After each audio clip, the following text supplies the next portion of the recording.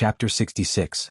Everyone present was stunned by Li Qianxiao's sudden words, including Xuanhuan. But that was impossible. She was so far away and no one had seen her face. How could the crown prince possibly recognize her? Your Highness, I don't understand what you're talking about. What veiled woman? Although Xuanhuan was shocked, she didn't let it show on her face.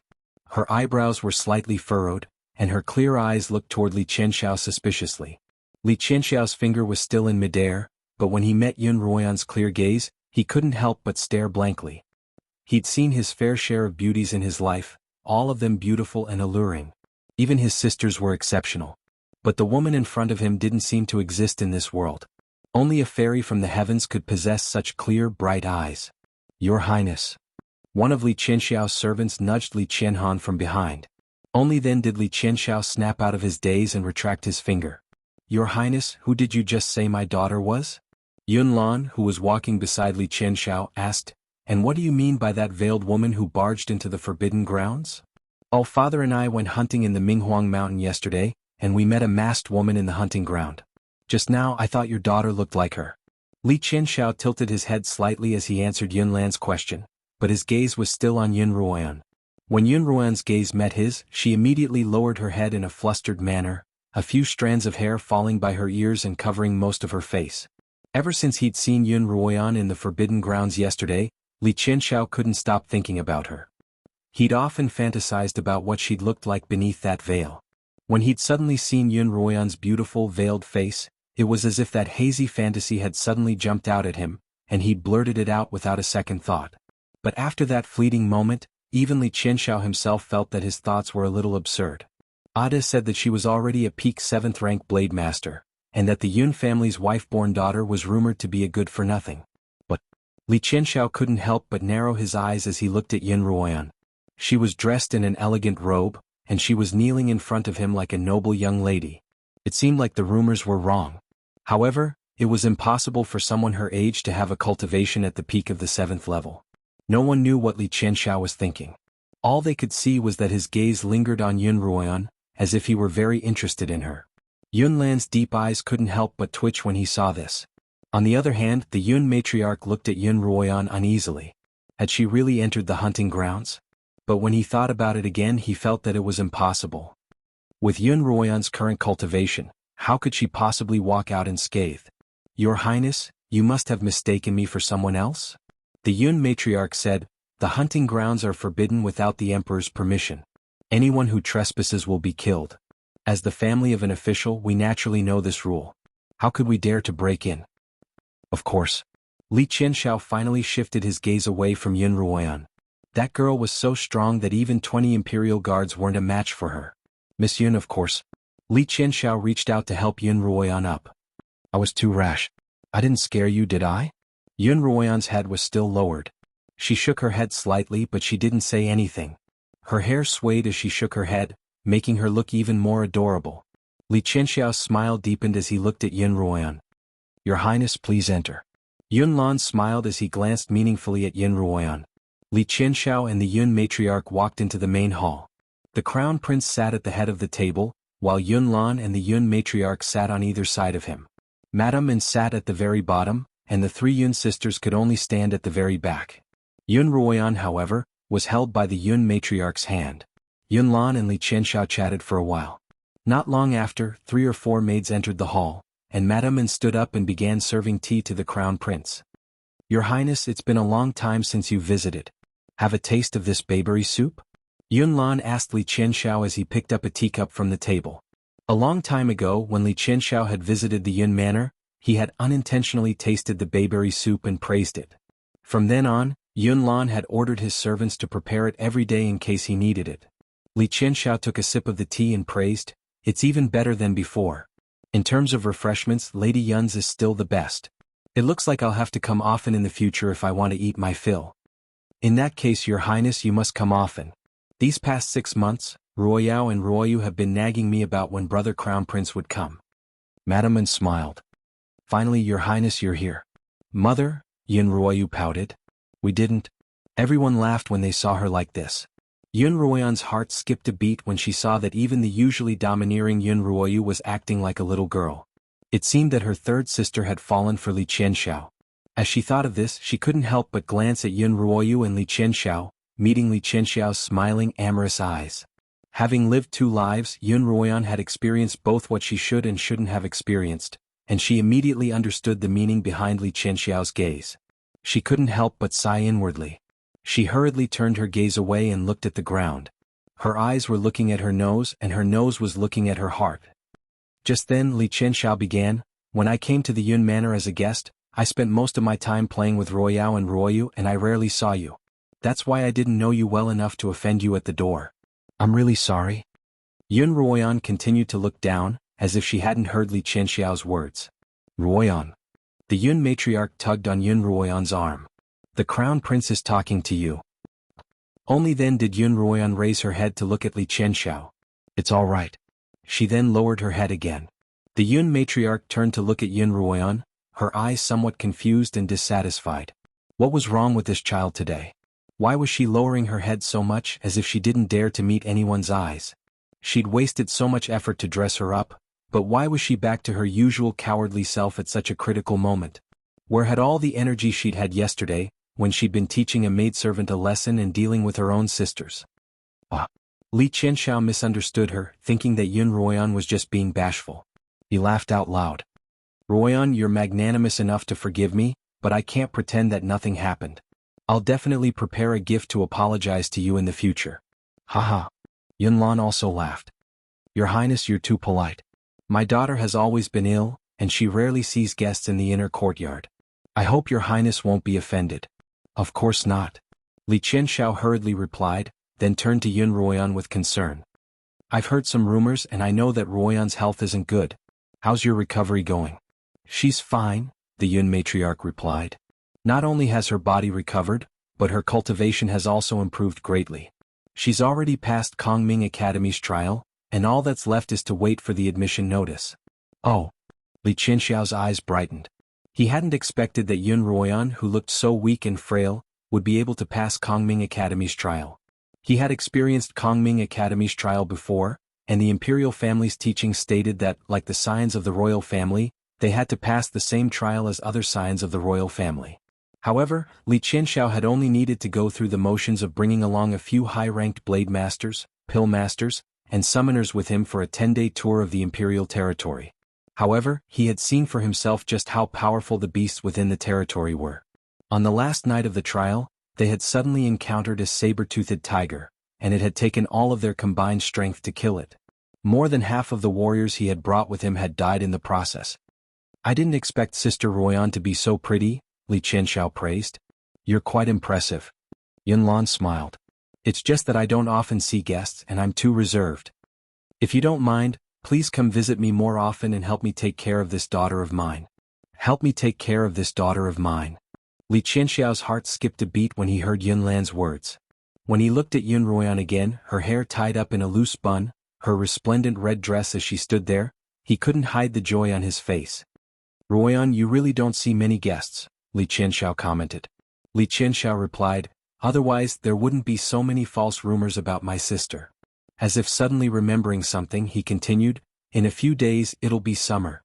Every year at this time, Mother will host a flower viewing banquet. At that time, I'll be inviting some of the scions of the aristocratic families into the palace to admire the flowers. In the past, I've never seen Ruoyan at banquets, so I'll be sending her an invitation on behalf of my mother." As soon as Li Qianxiao mentioned the flower viewing banquet, everyone's eyes lit up, except for Yun Ruoyan. Although it was called a flower viewing banquet, it was actually a competition for the scions of the aristocratic families. They would compete in cultivation, martial arts, talent, appearance, speech, and clothing. There was nothing that a person couldn't bring out for a competition, and all of these competitions were for the empress. There were 8 princes and 5 princesses in the imperial family, none of whom were officially married. Their marriage partners would be chosen from among the scions of the aristocratic families. All of the scions of the Li Kingdom would try their best to attend the flower viewing banquet. Even if they weren't chosen, it would still be a chance for them to stand out and broaden their horizons. "That's great." The Yun matriarch was all smiles and Yunlan hurriedly agreed. Yun Ruoyan's interest was piqued as well. In her past life, she had always been curious about this famed flower viewing banquet. Although she was the wife-born daughter of the nobility, she hadn't been able to enjoy the privileges that she was entitled to. Since there was a chance to make up for the regrets of his previous life in this life, why not? Thank you, Your Highness. Xuanhuan finally smiled at Li Qianxiao. Sister Ruoyao, can I attend this flower viewing banquet this year? Yun Ruoyu whispered, and Yi Qianying leaned over. There were certain restrictions on who could attend the flower viewing banquet. For example, one couldn't be too young, their cultivation couldn't be too poor, and they had to be the wife-born scion. Last year, Yun Ruoyao had attended the banquet on Yun Ruoyan's behalf. When she returned, she described what she had seen and heard to Yun Ruoyu and Yi Qianying, causing them to drool with envy. As a result, when Li Qianxiao brought up the matter, neither Yi Qianying nor Yun Ruoyu could remain calm. That's hard to say, Yun Ruoyao whispered. Yun Ruoyao whispered, didn't you hear from the crown prince that he'd already given my spot to Ruoyan? I performed well last year, so I can go this year. Generally speaking, 2 spots per family is the limit. Doesn't that mean we won't have a chance? Yi Qianying sighed. Yun Ruoyu didn't say anything else, but she glared venomously at Yun Ruoyan. Her spot had clearly been hers, but Yun Ruoyan had stolen it from her. She had to snatch back the spot that belonged to her. Chapter 67. Li Qianxiao hadn't planned on having dinner at the Yun household, but he decided to stay for Yun Ruoyan's sake. After dinner, the Yun matriarch said that she was tired and excused herself from Li Qianxiao, leaving Madame and to take care of her. Because it was early summer, the night air was fresh and clear, and the sky was filled with stars. Li Qianxiao, Yun Lan, Yun Ruoyao, and the others strolled around the back gardens. There was a pavilion, a lake, and all sorts of flowers and plants in the back garden. On the stone path at the corner of the pavilion, and in the flower beds, there were glowing moonstones embedded in them. The moonstones illuminated the entire garden, making it look like a fairyland. As soon as they sat down in the middle of the pavilion, a servant came to report to Yun Lan.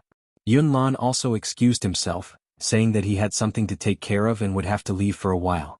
Li Qianxiao, on the other hand, couldn't have asked for more. With Yun Lan around, he had to put on the airs of a crown prince, and it was quite tiring. After Yun Lan left, the Yun sisters no longer held back. They sat by Li Qianxiao's side and began to chat with him. Yun Ruoyan sat by herself on the other side of the pavilion, unable to participate, nor did she want to. Li Qianxiao wanted to sit by Yun Ruoyan's side, but Yun Ruoyu held him back. Li Qianxiao had often visited the Yun household since he was 10, and he often invited Yun Ruoyu and the others to go out with him, so they were quite familiar with each other. As a result, even though Yun Ruoyu was starting to annoy him, he had no choice but to be patient. Crown Prince, why haven't you come to play with us in so long? Yun Ruoyu asked. I went to the Yu Kingdom a while ago and I just got back. What were you doing there? Don't mention it, Li Qianxiao replied angrily. It's all because of that little uncle of mine. Little uncle? Wasn't that Li Mo? As soon as Yun Ruoyan heard that name, she immediately perked up her ears. The Slaughtering King. Yun Ruoyu, and Yun Ruoyu called out in unison. Why would someone as powerful as the Slaughtering King cause trouble for you? Yun Ruoyao asked curiously. Yun Ruoyan couldn't help but change her sitting position and prepare to listen. Li Qianxiao suddenly turned to Yun Ruoyan. Official Yun has already left, so why are you still so reserved? Everyone looked at Yun Ruoyan at the same time. Seeing that she was sitting upright, they all laughed coldly in their hearts. Pretending to be a lady from a wealthy family, as if the others didn't know that she was ugly. That's right, Yun Ruoyu continued. What's wrong with you today? Why are you so professional and dignified? She said sarcastically, where's the glib tongue from yesterday? Is it because you're wearing the clothes of a lady from a wealthy family that you can't even speak properly? I don't know who they are doing this for. Originally, she didn't want to cause any trouble.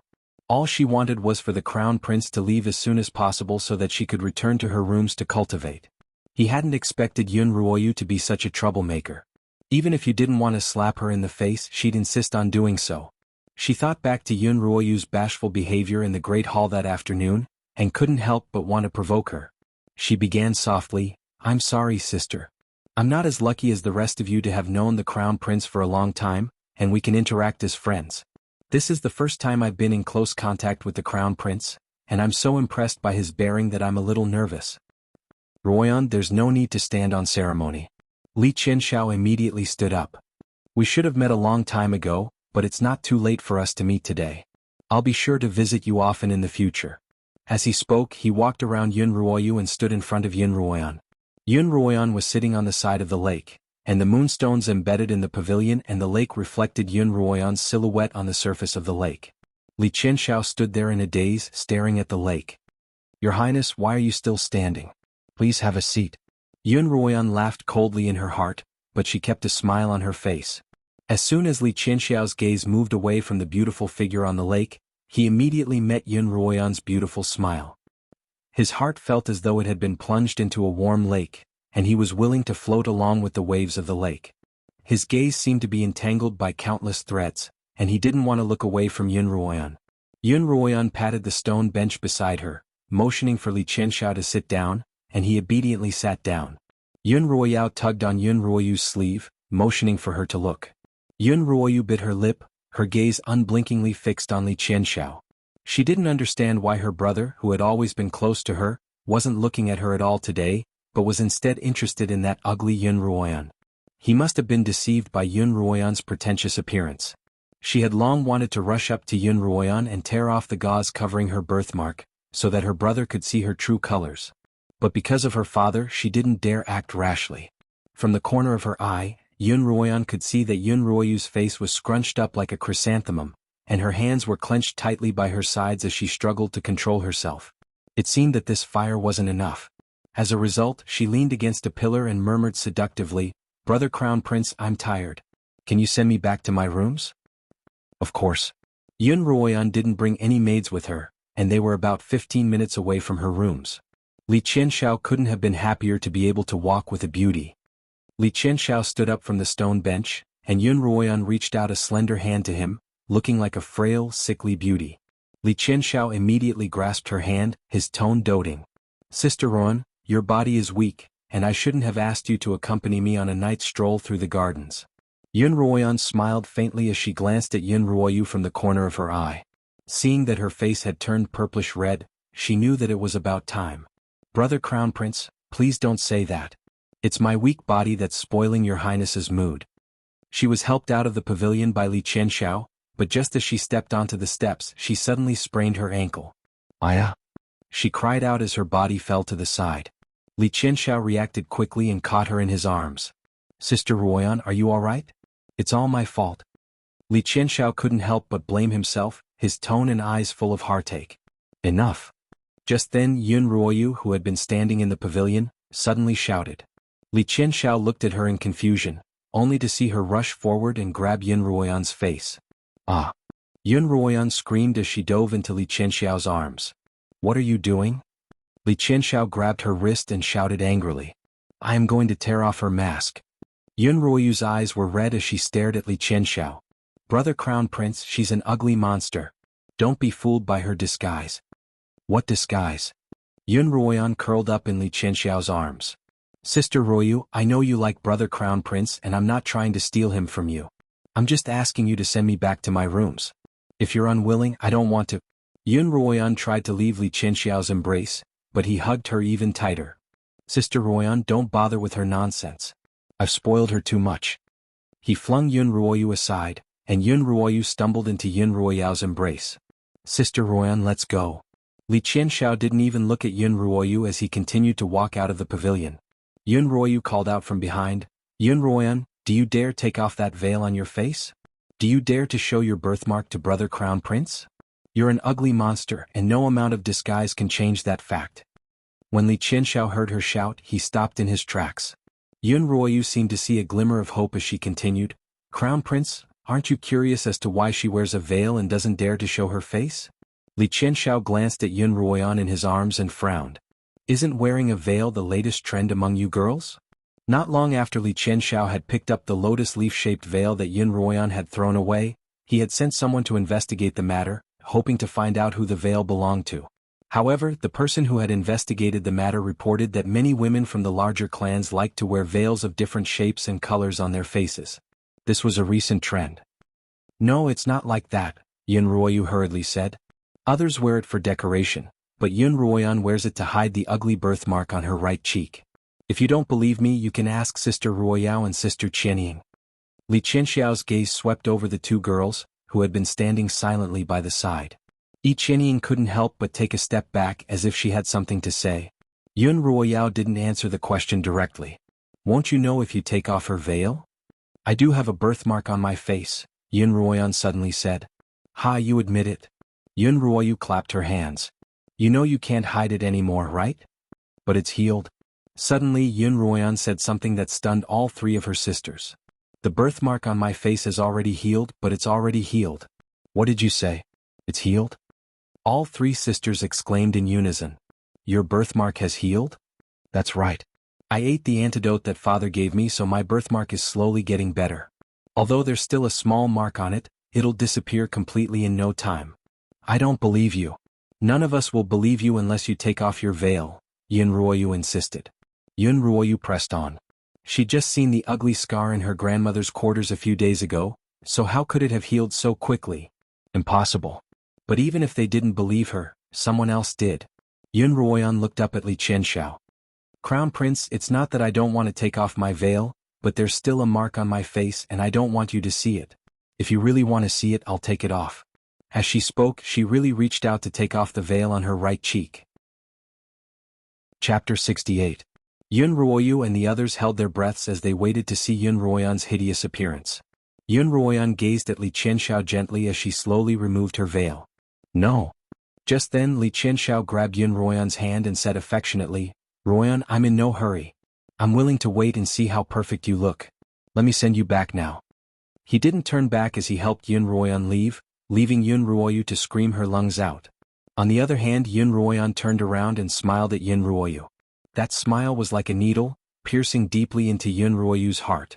What? She's clearly an ugly monster. Yun Ruoyu held onto a pillar, her fingers digging into it. Crown Prince, why do you trust her and not me? What? Sister, don't be sad. Yun Ruoyao used a handkerchief to wipe away Yun Ruoyu's tears. This Yun Ruoyan has grandmother's protection, and father treats her in a new light. Even mother doesn't dare to punish her lightly, so don't provoke her. Why? Yun Ruoyu turned to look at Yun Ruoyao angrily. How did that ugly monster manage to climb all over our heads in just a few short months? That's right, why? Yun Ruoyu wasn't the only one troubled by this question.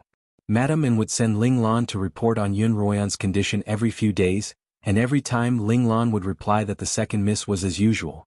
As usual? How could that be? How could there be any problems under normal circumstances? Something must have happened that they didn't know about. I also think that she's changed too much from before, Yi Qianying suddenly spoke up. Look at how she seduced the crown prince just now. It doesn't seem like something a girl who hasn't even reached marriageable age would be capable of. Yun Ruoyan's flirtatious display just now was something that even Yi Qianying, who had always been a professional in this field, couldn't help but admit defeat. I won't let this ugly monster do whatever she wants to me, Yun Ruoyu said hatefully as if she wanted to tear Yun Ruoyan apart. The crown prince might not be hers but Yun Ruoyan's. All right. Yun Ruoyao combed Yun Ruoyu's tear-stained hair and comforted her. I'll help you. As she spoke, an imperceptible glint flashed across Yun Ruoyao's eyes. After exiting the garden, Yun Ruoyan pretended to struggle out of Li Qianxiao's embrace. Li Qianxiao felt a little empty and his heart felt a little empty. Ruoyan, are you feeling better? He asked. I'm much better now. Thank you, Your Highness. Yun Ruoyan's tone returned to its previous politeness. There's no one around, so don't call me Your Highness, Ruoyan. Li Qianxiao replied, you can call me Brother Crown Prince like Ruoyu and the others, or you can just call me by my name Li Qianxiao. I wouldn't dare. Yun Ruoyan lowered her head, keeping her distance from Li Qianxiao. Her words were respectful, but her heart was filled with contempt for Li Qianxiao. In her past life she had learned from Pei Zio that despite his elegant demeanor and gentlemanly demeanor, he was actually quite frivolous and lustful. Every year the Pei family would bring in beauties from all over the Yu kingdom to curry favor with him, and he would never reject any of them. Did you say that the slaughtering king had caused some trouble in the Yu kingdom that required Your Highness to personally deal with it? Yun Ruoyan asked casually. Ah. Li Qianxiao's head hurt. That uncle of mine killed the nephew of the Emperor of Yu over a female slave. The Emperor of Yu couldn't deal with him, so he could only complain to my father. My father sent me to appease him. That man had killed the nephew of the Yu Emperor over a female slave. Yun Ruoyan couldn't help but raise an eyebrow. Just then a sudden gust of wind blew through the clear summer night, messing up Yun Ruoyan's hair and lifting up the hem of her dress. For a moment the flowers and trees around them rustled. Li Qianxiao hurriedly reached out to protect Yin Ruoyan. The wind abruptly left and also abruptly stopped. Why would there suddenly be such a strong gust of wind? Li Qianxiao put down Yin Ruoyan's arm, then turned around to ask, "Ruoyan, are you all right?" Halfway through his words he seemed to be choked by something. His eyes and mouth were wide open, because he saw a face so strange that he had never seen before in his life. Half of it was as beautiful as a fairy's, while the other half was swollen and ugly. These two completely different halves of a person's face. In the stillness of the summer night, after a gust of wind, this strange face appeared before Li Qianxiao's eyes without warning. All he felt was his mind go blank and all the hair on his body stood on end. When he finally reacted, he let out a shrill scream. A ghost. Li Qianxiao screamed as he retreated. In his haste, he tripped over something and fell on his butt. "Your Highness." As soon as Yun Ruoyan started walking toward him, Li Qianxiao screamed again. "Don't come any closer, don't come any closer." Yun Ruoyan stopped in her tracks. Your face." Li Qianxiao closed his eyes, not even daring to look at Yun Ruoyan. Yun Ruoyan touched the right side of her face. The phoenix orchid gauze was gone. "Your Highness, my face hasn't recovered yet." Yun Ruoyan spoke softly as she walked toward Li Qianxiao. "It's already much better than before and it'll only get better in the future. You stop right there." Li Qianxiao's eyes opened a slit, but he only dared to look at Yun Ruoyan's dress. I'm going back to the manor. You can go back yourself." Li Qianxiao didn't care if he was injured or not as he scrambled back down the path he had come from. Yun Ruoyan stared expressionlessly at Li Qianxiao's back until he disappeared around the corner. She turned around and continued walking toward her own rooms, calling out Qiuqiu's name in her mind. Usually Qiuqiu would respond whenever Yun Ruoyan called out to it, but this time it didn't respond. "Qiuqiu." Yun Ruoyan called out again. "Qiuqiu, mistress." Only then did Qiuqiu respond. "Who was it just now? Did you sense it?" Yun Ruoyan asked. "Qiuqiu, mistress. I was sleeping and didn't notice Qiuqiu," Qiuqiu replied, a little embarrassed. Back in her rooms, Yun Ruoyan dismissed the maids and sat cross-legged on her bed, unable to enter a meditative state. That gust of wind had clearly been intentional, but who could it be and what was the person's goal? Yun Ruoyan frowned as she thought about it. However, when she thought about how the crown prince had been so scared that he'd wet his pants, she couldn't help but laugh. "Ah," she muttered to herself, "Qingchen was right, it really can scare people to the point of peeing their pants." Unable to focus on her cultivation, Yun Ruoyan lay down on her bed. If she were to tell Qingchen about this, no matter how stoic she was, she'd surely be unable to hold back her laughter. "Ha!" The girl's bell-like laughter could be heard through the tightly shut back window. A dark figure was leaning against it. The wide hood covered his coquettish face, revealing only his chiseled chin and bright red lips with a hint of a smile. In the northwest corner of the Yun Manor, in a secluded courtyard, the third concubine, Qin Jianmei, was kneeling on a prayer mat in the middle of the room. In front of her was a wooden table with a statue of Guanyin. The small room was filled with the fragrance of sandalwood. Yun Ruoyu suddenly pushed open the door and barged in. When Qin Jianmei turned to see her daughter, whom she hadn't seen for a long time, she couldn't help but smile. However, when she saw that Yun Ruoyu's eyes were red and swollen, it was clear that she had been crying. Why are you crying?" Qin Jianmei asked. "Mother." Yun Ruoyu lay in Qin Jianmei's arms and cried. "Mother, I've been bullied." Qin Jianmei patted Yun Ruoyu's back gently. "Daughter, I've often told you that we don't have anyone to rely on in the Yun household. All we have to do is live our lives honestly, Mother." Yun Ruoyu abruptly raised her head from Qin Jianmei's arms. Her teary eyes were filled with disappointment and anger as she looked at Qin Jianmei. "Your daughter was bullied and you're telling me this? Are you my biological mother?" As she spoke, she turned to look at the statue of Guanyin on the wooden table and sneered, "Ever since I could remember, Mother, all you've done is eat vegetarian and pray to Buddha. When have you ever tried to fight for me? If not for Mother's love, I'd probably be worse off than that ugly girl in your cottage." As soon as she said this, she remembered that the ugly girl she'd been referring to was no longer the same as before, and the anger in her heart flared up even more. Are you talking about Ruoyan? What's wrong with her?" Qin Jianmei asked curiously. Yun Ruoyu didn't respond to her question. Instead, she stood up from her mother's embrace and looked at her. "Mother, just stay here and pray to Buddha for the rest of your life." Qin Jianmei called out from behind her, but she didn't turn back. Yun Ruoyu turned and headed for Madame Anne's quarters. Within Madame Anne's quarters, Yun Ruoyao was recounting what had happened at the pavilion in the middle of the lake. I thought she was an idiot, but I didn't expect her to be even more powerful than her mother. Madame Anne slammed her handkerchief on the table. She's really up to no good. Mother. Yun Ruoyao stood behind her. Today she said that her grandfather had given her a pill that could cure her birthmark, and that it would disappear very quickly. If that's really the case, wouldn't the Yun family be hers to rule? That's impossible. Madame Anne waved her hand. That's a birthmark brought on by fetal poison. How could it possibly be cured? Most likely it was caused by you. A birthmark brought on by fetal poison? What does that mean, mother? Yun Ruoyao asked curiously. Wasn't she born with that birthmark? Ahem, let's not talk about that. Realizing that she had let the cat out of the bag, Madame Anne tried to change the subject. Just then xianxia, who had been waiting outside, opened the curtains and whispered, Madame Miss Yun, the third miss is here. Then Yun Ruoyu angrily lifted the curtain and walked in. She called out to her mother, and a large tear rolled down her cheek uncontrollably. Oh, don't cry anymore. Madame Anne walked over and wiped her tears with her handkerchief. Your eldest sister has already told me what happened. This Yun Ruoyan is really going against the heavens. She even dared to seduce the crown prince. Mother. Yun Ruoyu grabbed Madame Anne's sleeve. Mother, you have to punish that slut for me. Things aren't like before. Madame Anne patted her head and sighed. That girl used to be the sole wife-born daughter of the crown prince, but neither the old master nor the old madam liked her, so we could suppress her as we pleased. Now, however, the old master and the old madam are re-evaluating her.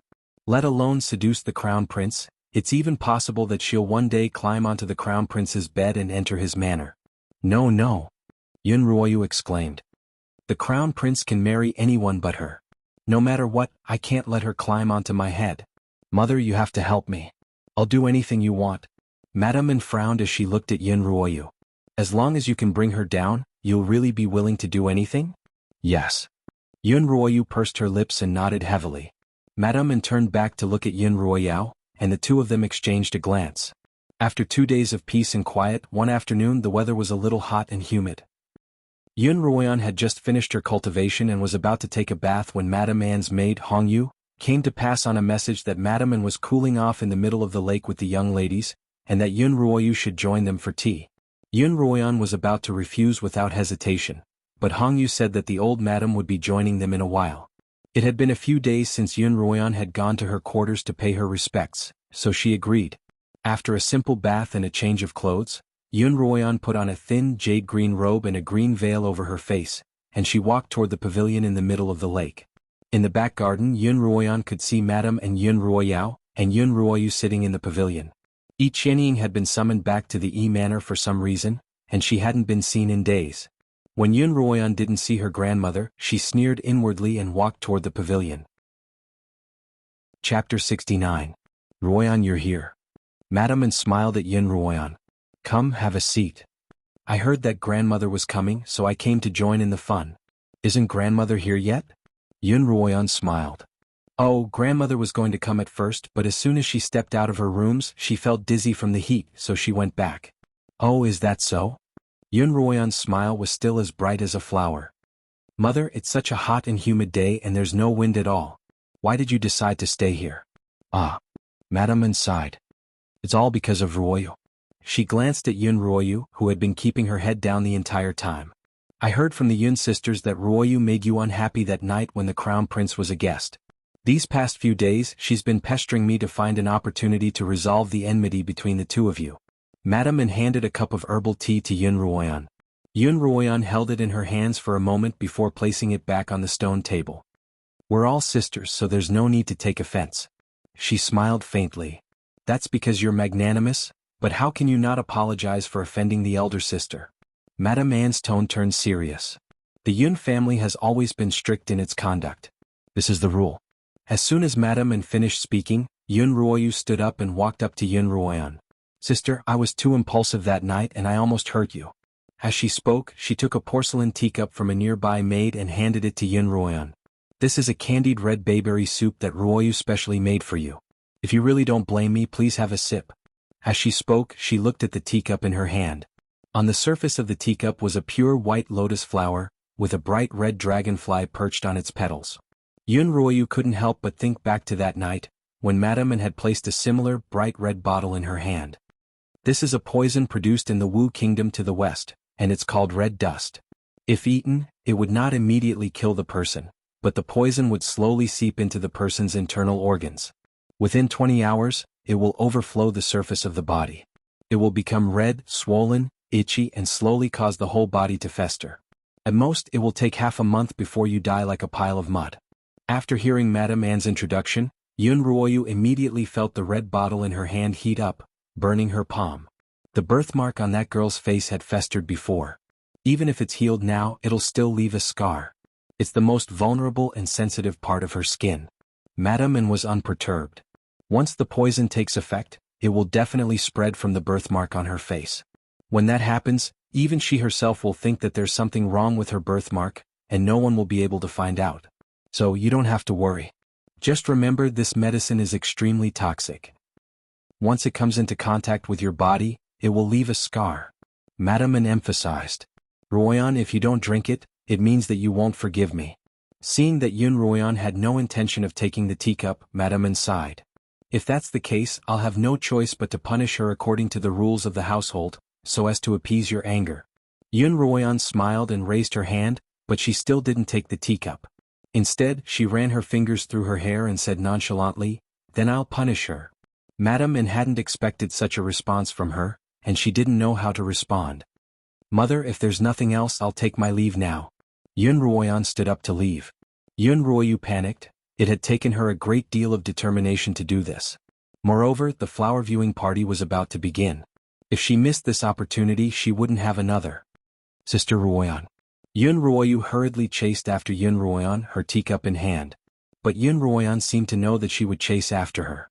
Suddenly she turned around, and the thin gauze she was wearing fluttered in the air, emitting a faint ripple of spiritual energy. Yunruoyu suddenly felt a gust of wind blow past her face, and the teacup in her hand slipped out of her grasp and flipped over her body. The next moment, the cold, sticky soup splashed onto Yunruoyu's neck. Yunruoyu let out a startled scream, echoing far and wide in the stifling heat of the afternoon. The Yun matriarch sat in a palanquin, being carried through the gates of the garden. She heard the mournful cry and couldn't help but frown at Peony, who was holding an umbrella for her.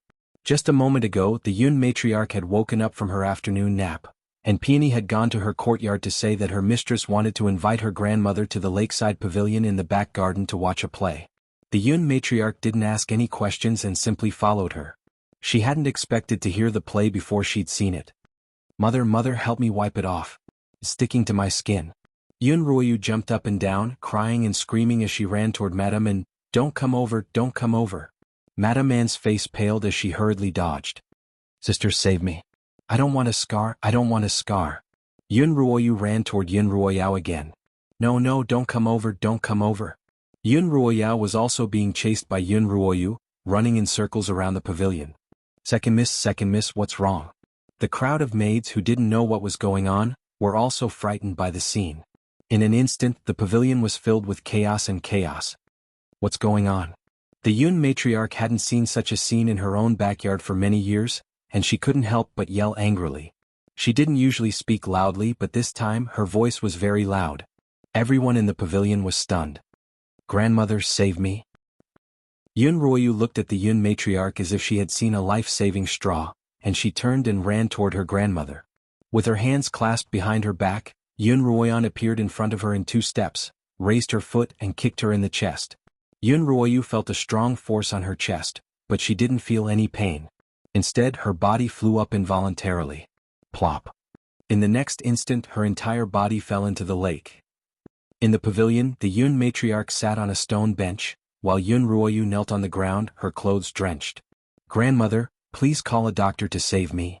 Yunruoyu felt an unbearable itch on her chest where the soup had touched her, and she couldn't help but scratch at it. Yunruoyu's clothes were drenched, her hair was disheveled, and she kept scratching at her chest.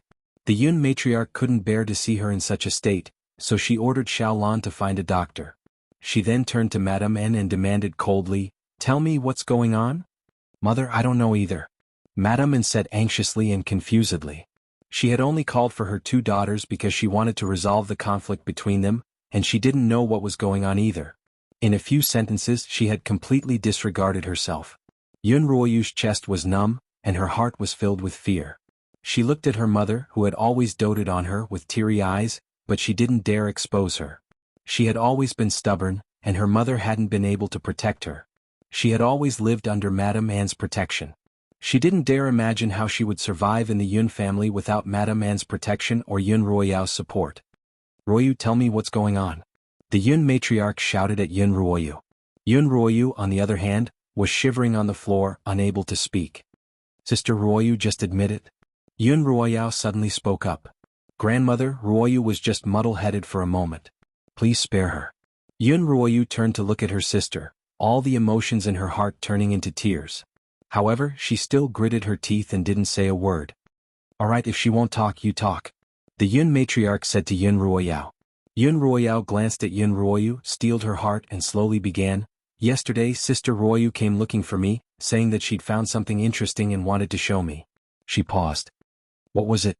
the Yun matriarch asked. "It was a red bottle, and she said that it contained a medicinal powder that would make one's body itch," Yun Ruoyu replied. "I didn't expect that she'd put the powder in her soup either. I'm sure she was just trying to play a prank on you." "Oh, is that so? A medicinal powder that makes one's body itch?" Yun Ruoyu smiled coldly. "Where's that medicinal powder now? Sister Ruoyu, can you show it to me?" "No, no more." Yun Ruoyu raised her head and stammered. "There wasn't much to begin with, and it's all been used up." Yun Ruoyu sneered inwardly. She'd reacted quite quickly, leaving her with no evidence. "Grandmother, I know I was wrong." Yun Ruoyu cried as she knelt before the Yun matriarch. "I won't dare to play a prank on you again. There's a next time?" The Yun matriarch's face was ashen. "It looks like I've really been too lenient with you all. How dare you drug your own sister? This time it was a prank, but next time, it'll be a lethal one. I wouldn't dare, I wouldn't dare." Yun Ruoyu crawled on the floor, her hands scratching at her neck. In a few moments, her slender neck was covered in bloody scratches.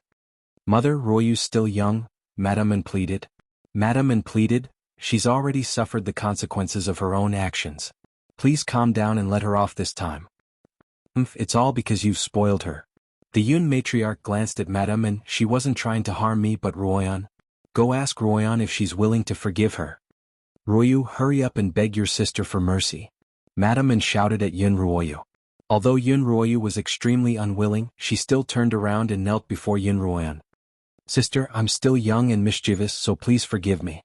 Yun Ruoyu smiled faintly, her gaze sweeping across Madame Anne and Yun Ruoyu. "This isn't the first time you've played a prank on me like this, has it? Every time I let you off, you'll think that I'm easy to bully." She turned to the Yun matriarch. "Grandmother, don't blame me for being petty, but the Yun family has strict rules. If I let you off so easily, what's the point of talking about rules? Mother, don't you agree?" Yun Ruoyu turned back to Madame and couldn't help but frown. Those were her exact words, and now that Yun Ruoyu had thrown them back at her, she naturally couldn't slap herself in the face. "Ruoyu may have gone too far this time, but she's still young. I hope you won't hurt her, Mother." Yun Ruoyu glanced at Yun Ruoyu. Seeing the bloody marks on her neck, she felt that the wounds weren't light at all. "Who asked me to be the elder sister?" She sighed before turning to the Yun matriarch. "I'll punish Ruoyu with confinement in her own courtyard." The Yun matriarch patted Yun Ruoyu's hand, feeling that this punishment couldn't be any lighter. "All right, I'll do as you say." She looked at Yun Ruoyu with a gratified gaze. "I'll let you decide the length of confinement. You can release her when you've truly calmed down." Yun Ruoyu's hand that was scratching her neck suddenly stopped. If Yun Ruoyu didn't calm down, would she be confined for the rest of her life? Just as she was about to speak, Madame Anne glared at her, forcing her to close her mouth. "Grandmother, it's too hot here. Let me send you back to your quarters." Yun Ruoyu supported the Yun matriarch obediently. "All right, let's go back." The Yun matriarch smiled. "You haven't been to my place for many days. Do you like the fruits I had Xiaolan bring you?" Chapter 70. In the blink of an eye, it was already June and the weather was getting hotter and hotter. The phoenix orchids, on the other hand, were blooming more and more beautifully, their pink petals turning crimson. Large patches of petals looked like a blood-stained sunset, and no one dared to look at them directly. In the middle of June, it had rained for many days, and the stifling heat of the capital finally cooled off a little. One day Xuanhuan was enjoying the cool air at her grandmother's residence when her father came in to inform her that the Empress's flower viewing party was to be held the following night. He handed a golden invitation to Xuanhuan. As soon as Xuanhuan opened the invitation, the words Xuanhuan, daughter of the Yun family, appeared before her eyes. Xuanhuan's eyes flashed with suspicion. She had thought that xianxia wouldn't invite her to the flower viewing party after being frightened by her that night, but the invitation had still come. Just after noon the next day, Peony was busy helping Xuanhuan dress up. She was still wearing the formal dress that the Yun matriarch had prepared for her. It was an open-necked green silk gown, embroidered with colorful butterflies and colorful flower petals with gold and silver threads. When Xuanhuan wore it, she looked dignified and demure but also beautiful and adorable. Because she wasn't of marriageable age, her hair was still tied up loosely at the back. On her right side was a small gold-threaded flower, and on her left was a jade-green ornament inlaid with gold. As she looked around, the glass swayed, and a ray of resplendent light shone on her creamy left cheek. "Miss, what kind of veil are you going to wear today?" Peony asked. Although Xilan looked clumsy, she was actually quite the craftsman. She had made many colorful veils for Xuanhuan, and none of them were inferior to Lin Qingqian's. Xuanhuan glanced at the veils spread out on the table and suddenly thought back to the night when the crown prince had been so scared that he had wet his pants. She couldn't help but smile as she picked up the phoenix petal veil and put it on. In the evening, Xuanhuan and Yunruoyao rode together in a carriage toward the imperial palace. The two of them had only exchanged a few polite words when they met in the auspicious swell garden. After that, they hadn't spoken a word. Although Yunruoyao was looking out the window, she couldn't help but glance at Xuanhuan from the corner of her eyes. More accurately, she was looking at the gold-studded hair ornament on Yunruoyan's head. At this time last year, she had seen this buyao at her grandmother's place and had begged her mother to get it for her. Madame N, however, said that it was part of the Yun matriarch's dowry, and that it was to be passed on to the Yun family's wife-born daughter. Once she became the wife-born daughter of the Yun family, it would naturally belong to her. At that time, both mother and daughter felt that the position of the first wife's daughter would soon be theirs. But today, a year later, that golden ornament was shining brightly, firmly inserted into Yunruoyan's head. "Sister, if you're tired, you can rest for a while," Yunruoyan suddenly suggested. "Sister took an afternoon nap, so I don't feel tired." Yunruoyao smiled awkwardly, but in her heart, she was somewhat shocked. She turned her gaze away and hid her hatred even deeper. At dusk, the carriage finally stopped at the eastern gate of the palace. There were 4 gates to the Li Kingdom's palace.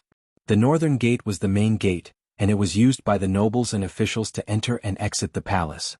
The western and southern gates were used by palace maids and eunuchs, while the eastern gate was used by the female members of the royal family. By this time, there were already quite a few carriages waiting in front of the eastern gate, all of them waiting to enter the palace for the flower viewing party. Yunruoyao notified Yunruoyan that she was on her way, then left the carriage to catch up with the other scions of the noble families. Yunruoyan sat in the carriage for a while longer. As soon as she stepped out, she saw Pei Zio walking toward her, wearing a white robe and a white jade crown. His handsome face was full of smiles. "Sister Ruoyan, you're here. It took me a while to find you." He had arrived early in the morning and had already searched the entire area. When he saw the Yun family's carriage from afar, he hurriedly walked over. Coincidentally, he saw Yunruoyan open the curtains to alight from the carriage. Once he saw her, he couldn't take his eyes off her. "Oh." Yunruoyan raised an eyebrow. "Young Master Pei, are you here to give me a high-grade spiritual pill, or have you finished forging the tiger canine arrowheads?" Pei Zio paused, his face a little embarrassed. "Sister Ruoyan, you know how precious spiritual pills are. I told my father about them, but he didn't agree. As for the tiger canine arrowheads, they're already in the process of being forged." Yunruoyan laughed. "Oh, so young Master Pei doesn't keep his word. Then why did you agree so readily back then? Were you joking with me?" Pei Zio's face began to turn red. "Other than the spiritual pill, as long as it's within my means, I'm willing to do it for you." "Really?" Yunruoyan's face was still plastered with a teasing smile, but it was so beautiful that it was impossible to dislike her. "Yes, really? Good." Yunruoyan looked at Pei Zio. "From now on, other than giving me the spiritual pill and the tiger canine arrowheads, please stay as far away from me as you can. I don't want to see you." Pei Zio's warm heart felt as if it had been thrown into an icehouse, and it kept sinking. He really couldn't understand why Yunruoyan hated him so much. In terms of status, Although the Peis weren't as prominent as the Yun family, under Pei Yingxiong's management, the Peis' status had only grown higher and higher. Yun Ruoyan was the eldest daughter of the Yun family, while he was the only son. As long as she married him, she would inherit the entire Pei family, and she wouldn't have to worry about sibling rivalry. In terms of appearance, he was confident that he was top-notch, and no matter how beautiful Yun Ruoyan was, she couldn't erase the mark beneath her gaudy veil. What right did she have to look down on him? What right did she have to trample all over his love and care? As he thought of this, he couldn't help but clench his fists tightly, a mixture of love and hate for Yun Ruoyan welling up in his heart. Yun Ruoyan couldn't be bothered with Pei Zio's emotional changes, and she didn't care at all. To someone who would die at her hands sooner or later, any other emotion would be a waste. Brother Zio, so you're here. I've been looking for you for so long. Just then a girl's voice rang out, one that she hadn't heard in a long time. She couldn't help but turn toward the source of the voice. Yi Qianying, dressed in a gorgeous formal dress, was gracefully walking towards him, her pair of watery eyes staring straight at Pei Zio, who was standing beside her. Young Master Pei, your dear sister is here, so I won't disturb the two of you any longer. Yun Ruoyan smiled faintly as she walked toward the eastern gate. Sister Ruoyan. Yi Qianying quickly blocked Yun Ruoyan's path. Why did you leave as soon as you saw me? Are you still angry at me for what happened last time? As she approached, Yun Ruoyan smelled a faint floral fragrance, tinged with a hint of sweetness that was rather alluring. Who knew how many bees and butterflies would be drawn to her tonight? Every year during the flower viewing banquet, the princes and princesses weren't necessarily matched up with one another. However, there were quite a few that the scions of the nobility were interested in. Although Yi Qianying's heart was in love with Pei Zio, how could she let go of such an opportunity to showcase herself? Seeing Yi Qianying staring at her with her large watery eyes, Yun Ruoyan replied coolly, Why would I blame you? Weren't you also kept in the dark by Xiang last time? If I want to blame someone, I can only blame Xiang for eating a bear's gall and being blind enough to harm anyone. Sister, you're right. Now that Xiang has been dealt with, I'm sure you've calmed down, Yi Qianying replied without a change in expression. Sister Qianying, why are you here? Pei Zio walked over and asked curiously. He hadn't seen Yi Qianying in a long time, and as far as he knew, she wasn't qualified to attend the banquet. Yi Qianying smiled brightly as she looked at Pei Zio. My second uncle sent me an invitation. Although Yi Qianying was the eldest son of the Yi family, both her parents had passed away when she was young. The Yun matriarch, afraid that she would be ostracized by the Yi family, had raised her by her side from a young age, and the Yi family had almost forgotten about her existence. However, of the two daughters of the current head of the Yi family, one was ugly and the other useless, so Yi Qianying had no choice but to attend the banquet. Just then, a eunuch walked out from the eastern gate and announced that the flower-viewing banquet was about to begin, and that the scions and misses of the nobility should enter the palace as soon as possible. Yun Ruoyan followed a procession of more than 30 people, led by palace maids and eunuchs, through the tall eastern gate and into the palace of the Li Kingdom, a place she hadn't visited in her past life. At this moment, night had already fallen. The tall and majestic palace appeared even more majestic and solemn in the misty night. Some of the scions of the nobility had attended the flower-viewing banquet last year, and those who hadn't before couldn't help but whisper among themselves. As they passed by a stone statue that was at least 30 feet tall, Yun Ruoyan couldn't help but stop. It was a statue of a qilin, its entire body wrapped in flames.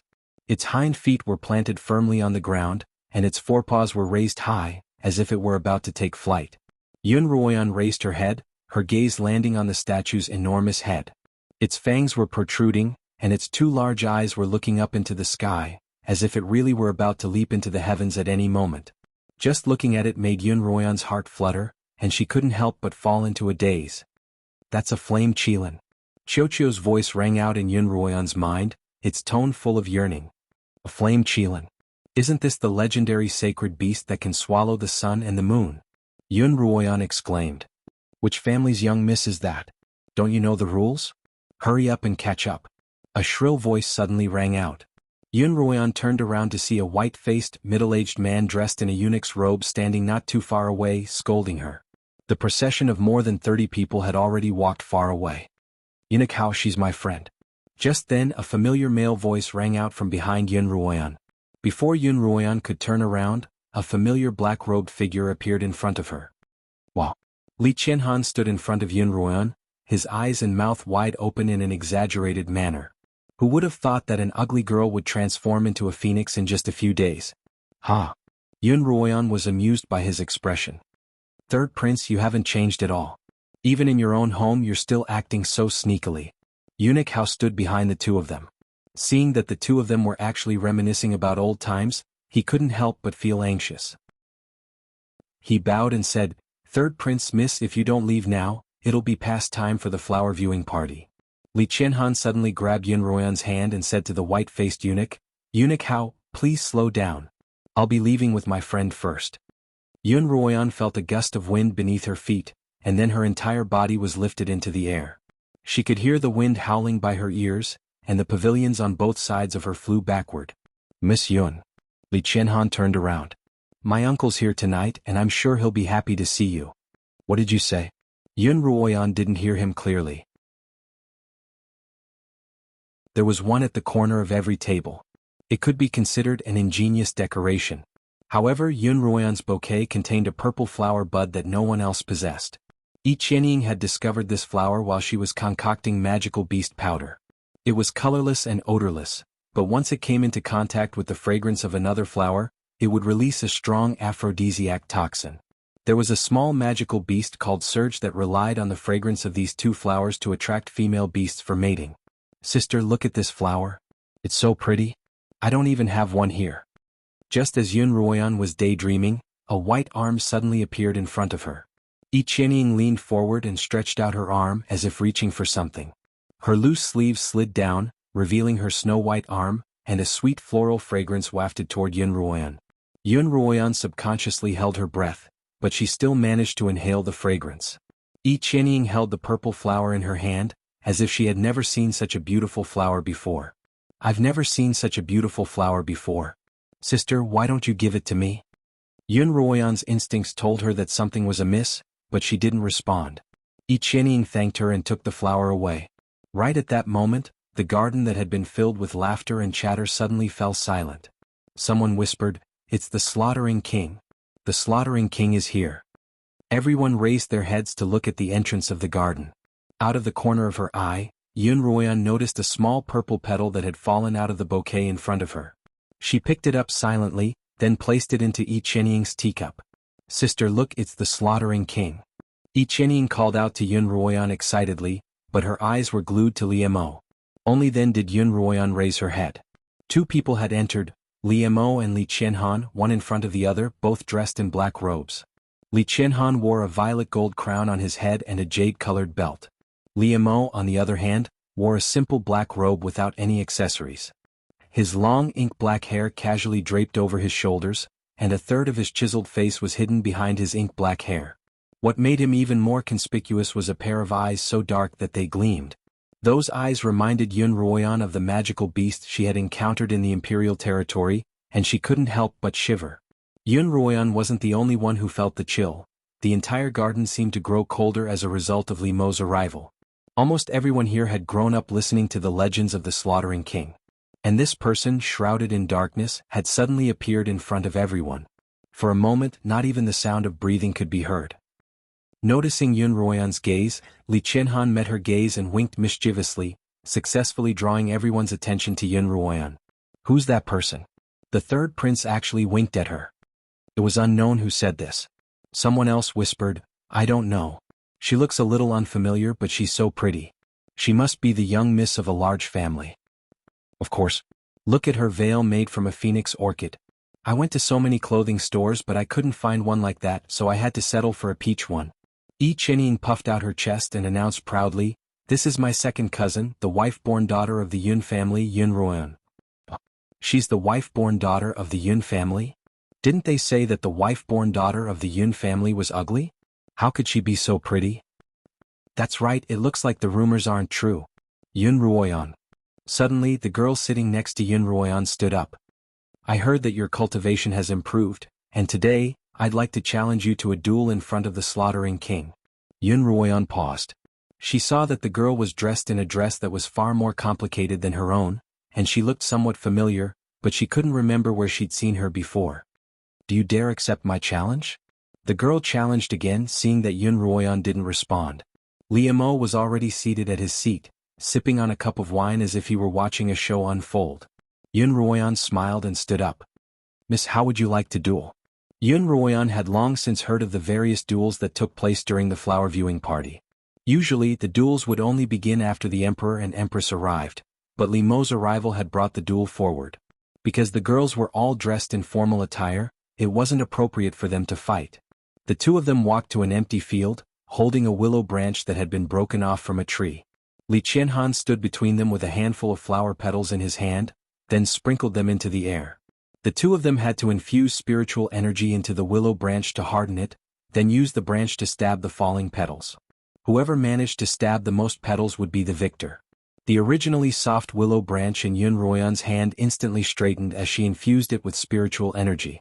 Just as she was about to stab the petals, a strange heat suddenly surged out of her body. That heat spread rapidly, and her entire body felt hot and dry. She couldn't focus, and the willow branch in her hand became soft once more. Xuanhuan suddenly turned to look at Yi Qianyin, who was sipping tea and smiling at Xuanhuan. The girl's cultivation clearly wasn't weak, and the willow branch pierced through more than a dozen petals in an instant, eliciting cheers from the crowd. I admit defeat, Xuanhuan suddenly exclaimed. She threw the willow branch in her hand away and turned to leave without another word. Hey! The girl didn't want to give up. You're not going to give up so easily. Xuanhuan, who had already turned away, felt a gust of wind behind her. She tilted her head, and the willow branch brushed past her face. Ah! Low gasps could be heard from the surroundings. Her face, it's so scary. It looks like the rumors are true. The daughter of the Yun family really is ugly. She's still that ugly girl from before. The girl took the phoenix petal veil from the willow branch and held it out to Xuanhuan. Come and take it. Xuanhuan didn't seem to hear the jeers around her, nor did she care about the girl's provocation. She didn't even turn her head. If you like it, I'll give it to you. Then, under the crowd's gaze, she walked back down the path she had come from. She staggered as she walked, the fire in her body burning her so dry that her mouth was dry. As someone who had lived 2 lives, how could she not know what this feeling meant? But her mind was becoming more and more hazy. She bit the tip of her tongue. The sharp pain and the sweet taste of blood in her mouth made her a little more clear-headed, but not for long. What should I do? What should I do? What's wrong with you? Just then a hand landed on Xuanhuan's shoulder. Like a drowning person suddenly grabbing onto a piece of driftwood, Xuanhuan turned and threw herself into that person's embrace. You've been poisoned. Li Mo frowned as he felt the heat in his arms. It's aphrodisiac. Xuanhuan felt her limbs go numb, and her entire body was in an indescribable discomfort. It's so uncomfortable, there's a fire, roasting me hot. She felt as if her body was about to melt. She desperately needed a piece of ice or a basin of water to extinguish the fire. Quick, give me water. Xuanhuan was like a tender vine, desperately wrapping herself around Li Mo's tall body. Her face was flushed and her hair was disheveled. Her robes were open, revealing her rosy skin, like the petals of a phoenix tree. Li Mo couldn't help but raise an eyebrow as he whispered into Xuanhuan's ear, "This isn't a good place to extinguish the fire."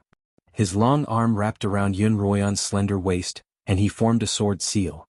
A green light flashed beneath his feet, and he lifted Xuanhuan into the air. In a daze, Xuanhuan felt as if she had floated up into the clouds, and the fire in her heart had also reached the clouds. Li Mo looked down at Xuanhuan's reddening face and his brows furrowed. Now wasn't the time to have her. He had to find the antidote as soon as possible. Xuanhuan's 2 arms, however, had turned into vines that slithered around Li Mo's body. Li Mo's voice was cold. If you keep being so naughty, I won't be able to control myself and we'll both fall. As he spoke, his cold breath landed on Xuanhuan's face. Desperate to extinguish the fire, Xuanhuan clung onto his body. This was the first time that the slaughtering king had been forcefully kissed. Let go. Li Mo had to fly on his sword, but he also had to make sure that Xuanhuan didn't fall. For a moment he couldn't free himself from Xuanhuan's grasp. Xuanhuan's nimble hands had already taken off her black robe, and she tossed it casually into the phoenix orchard beneath her feet like a kite with its string cut. Li Mo could no longer focus on flying on his sword, and the two of them floated down from the sky, entangled in each other's arms. Coincidentally, they landed in a lake in the middle of the orchard, creating a huge splash. In the lake, the two of them were entangled like 2 fish with their necks intertwined. The surging lake water splashed against Xuanhuan's face, and the fake birthmark on her right cheek faded bit by bit. Her face, even more perfect than a phoenix petal, was slowly revealed to Liemo. Liemo's eyes slowly widened, and his inky black pupils began to take on a mysterious, icy blue hue. Chapter 72. In the Phoenix Orchid Forest, in the lake that was filled with petals, Xuanhuan slowly removed her disguise. She was like the most beautiful crystal in the world, but because it had been obscured by dust and dirt, she had been treated as an ugly stone by the ignorant world and abandoned in a corner. But one day, when she was cleansed and revealed her true appearance, she would surely amaze the world. Before she could amaze the world, she would first amaze Liemo. Liemo gazed at Xuanhuan's cleansed face. His icy blue eyes seemed to be filled with a sky full of stars, and Xuanhuan was the brightest of them all. "I only thought you smelled good, but I didn't expect you to be so pretty." Liemo's magnetic voice was low and hoarse. "I thought you were just a useful object, but I didn't expect you to be such a perfect work of art." That man's unique voice was like an elongated malt candy, sweet but not greasy, gentle but not seductive. It drilled into Xuanhuan's ears and coiled around her burning heart. Xuanhuan couldn't help but wrap her legs around Liemo's body even tighter. Liemo finally couldn't help but grit his teeth and groan. As if infected by the woman in his arms, his face finally took on the color of phoenix petals. Because of the aphrodisiac, Xuanhuan's senses were mostly clouded, and the remaining 20% was only enough for her to discern the man's face. Yes, she had to see his face clearly. No, she had to see him clearly. Xuanhuan panted, suppressing her strong urge to melt into his body. She wrapped her legs around his slender waist, one arm around his neck, and the other hand carefully tracing his face. His face seemed to be carved from jade, a perfect blend of delicacy and toughness. His long ink-black eyebrows were as sharp as blades, extending all the way to his loose ink-black hair. His eyes were a strange and mysterious icy blue, and his lips were so red that they looked as if they were about to bleed. Xuanhuan couldn't care less about who this seductive man was. Who is he? Why is he here? Why is he with me? Her gaze landed on Liemo's slightly pursed lips. If blood were to seep from those lips, it would surely be as sweet as honey. Finally, she gave in to her heart's desire once more and kissed Liemo. In the past, Liemo had refused to accept her because her cultivation was too low, and she wasn't qualified to be his cauldron. In his eyes, Xuanhuan was no longer just a cauldron that hadn't matured yet. Instead, she was the most intoxicating fruit in the world. As a normal adult man, how could he not eat such a delicious fruit that was delivered to his mouth? He grabbed the back of Xuanhuan's head, turning from passive to active, but his body leaned backwards. As Liemo leaned back, Xuanhuan floated on the surface of the petal-filled water. Liemo's legs swam through the water like a fish's tail. As they kissed, they swam toward the shore. As soon as he felt his body touch the shore, Liemo pressed his hands against the shore and flipped over, pinning Xuanhuan beneath him. His hands were a little clumsier than Xuanhuan's. One by one he peeled off Xuanhuan's outer robes and tossed them onto the shore. Then he began to wrestle with Xuanhuan's inner robes. By this time Xuanhuan's body was at its peak. Her hands clawed at Liemo's back, leaving deep, bloody scratches. The burning sensation caused her tears to flow uncontrollably, mixing with the lake water. For the first time, Liemo felt that a woman's complicated formal attire was so troublesome. In the future, as his woman, she wouldn't have to wear such clothes at all. It would be best if she could be like him, draping a robe over her body and undoing it with a single hand. In the end, Liemo chose the most direct and effective method. He tore off Xuanhuan's inner robes. Following this tearing sound, a white light flashed in Xuanhuan's mind, followed by Xiaoqiu's anxious voice. Mistress, mistress, do you hear me? Wake up, wake up, wake up. Xiaoqiu. Xiaoqiu. Xuanhuan finally responded. Seeing that Xuanhuan had finally woken up, Xiaoqiu finally lowered its two raised paws. Mistress, you've finally answered me. My throat's almost smoking. Xiaoqiu quickly continued. I have a way to cure the aphrodisiac in your body. Do you want my method or do you want your current method? Choose. Xiaoqiu understood Xuanhuan very well, and it knew that she would be very depressed if she were to unconsciously become intimate with someone. Even if it was to cure the aphrodisiac, and even if the other party seemed like a good partner in every way, she would still feel uncomfortable if she didn't do it willingly. Xuanhuan hated the feeling of being forced to do something that she couldn't control. Unless she had no other choice, she didn't have to control others.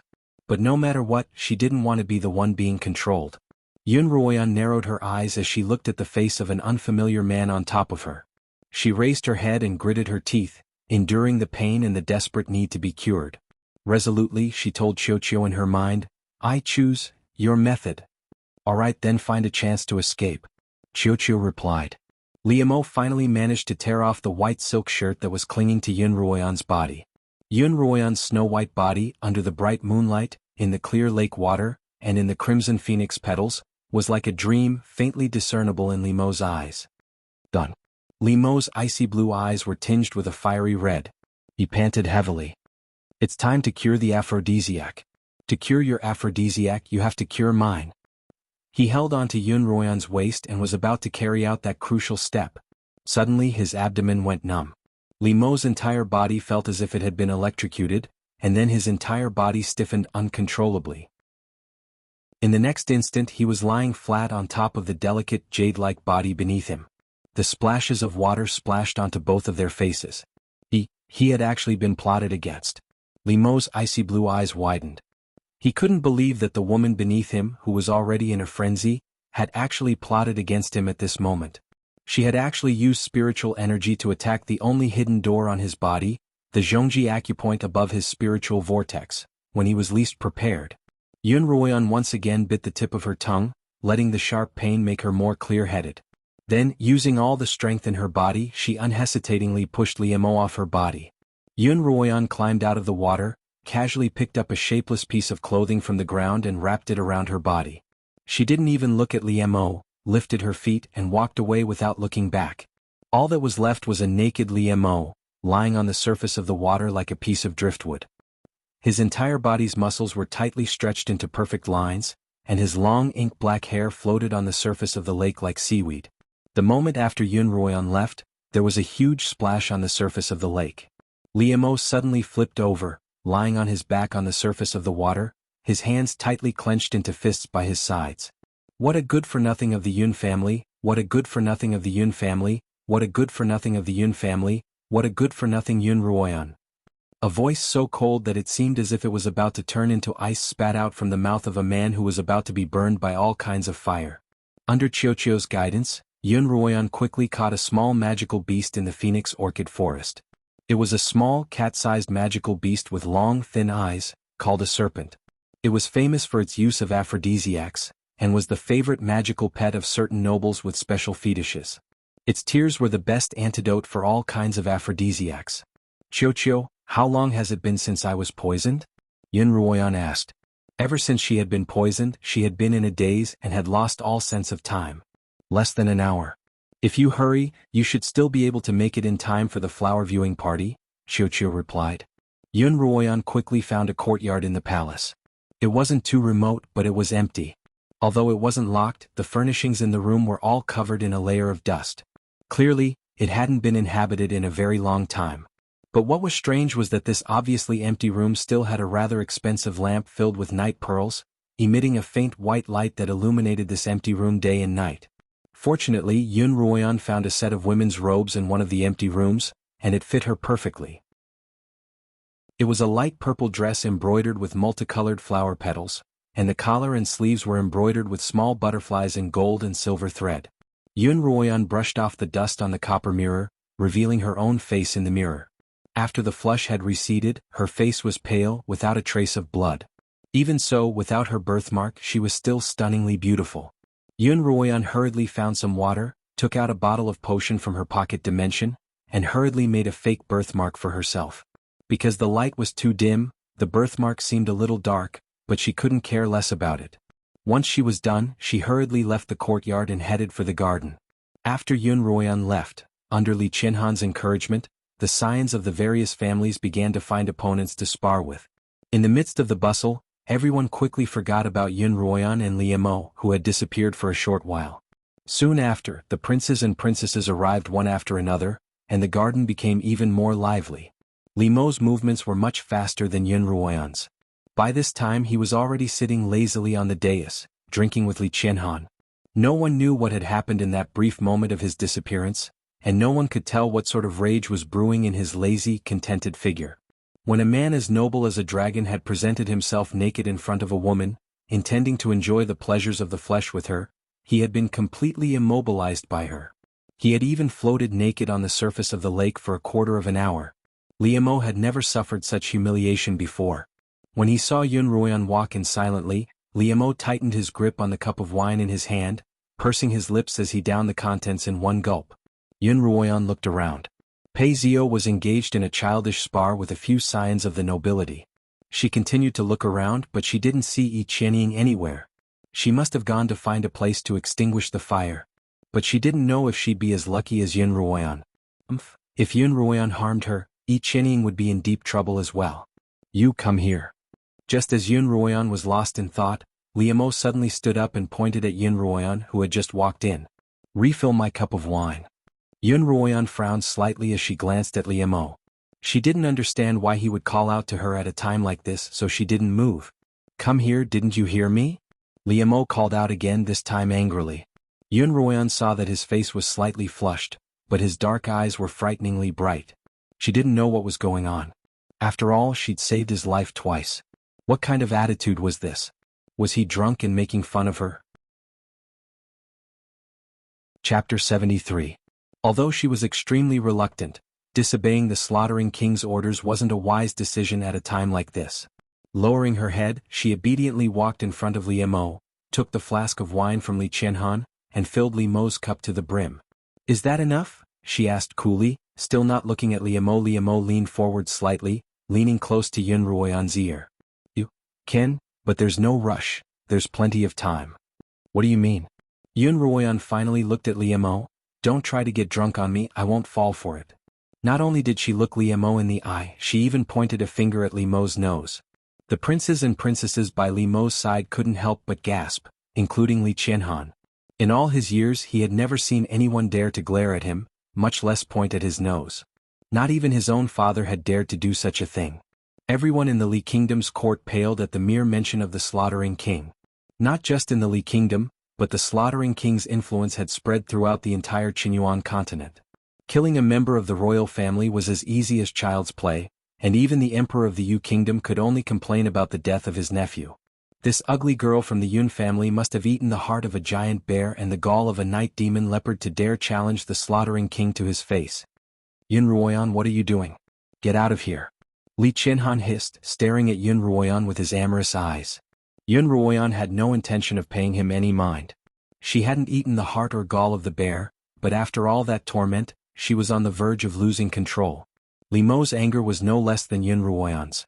Suppressing the urge to grab Xuanhuan and tear off her fake birthmark, as well as the urge to strip her naked in a secluded corner, he drained his cup of wine once more. Li Qianhan looked at the two men standing opposite each other, confused. He had never seen his uncle, who was as cold as a block of ice, so agitated. Sometimes he even wondered if this little uncle of his was a human, because he didn't seem to have the 7 emotions and 6 desires that a normal person should have. He just followed his heart's desires. However, at this moment he finally felt that his little imperial uncle was about to lose his temper like a human. But this anger was a little strange. Who had provoked him?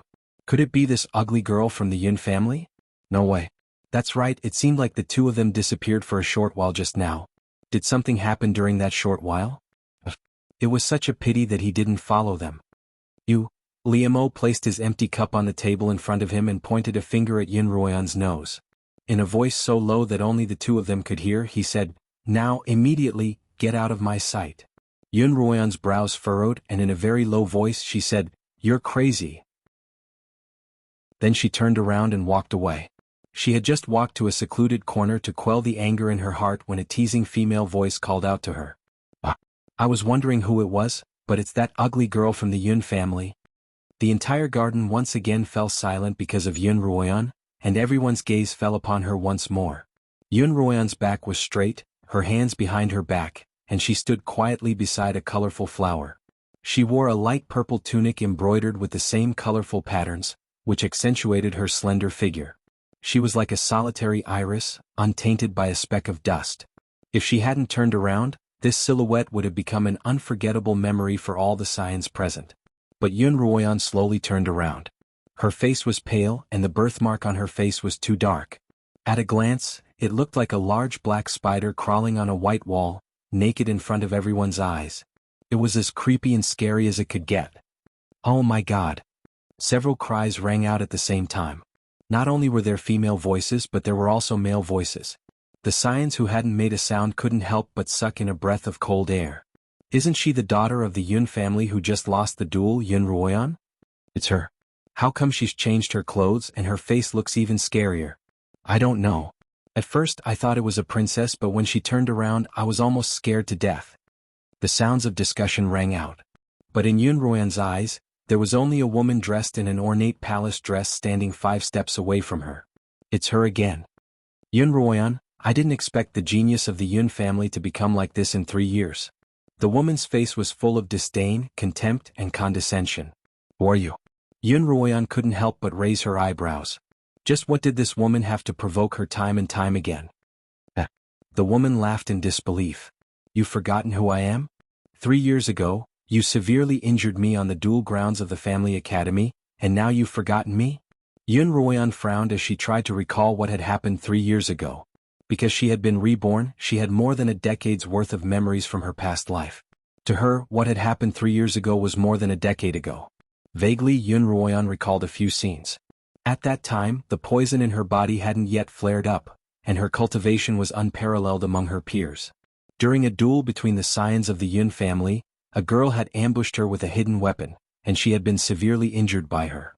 That girl must have been the one in front of her. In the scene, the girl, who wasn't even 10 years old, was half lying on the ground, pointing at her. I, Xuanhuan, swear that I won't let you off. Ruoyao, how did the daughter of the Yun family qualify to attend the flower viewing party when she's so ugly and weak?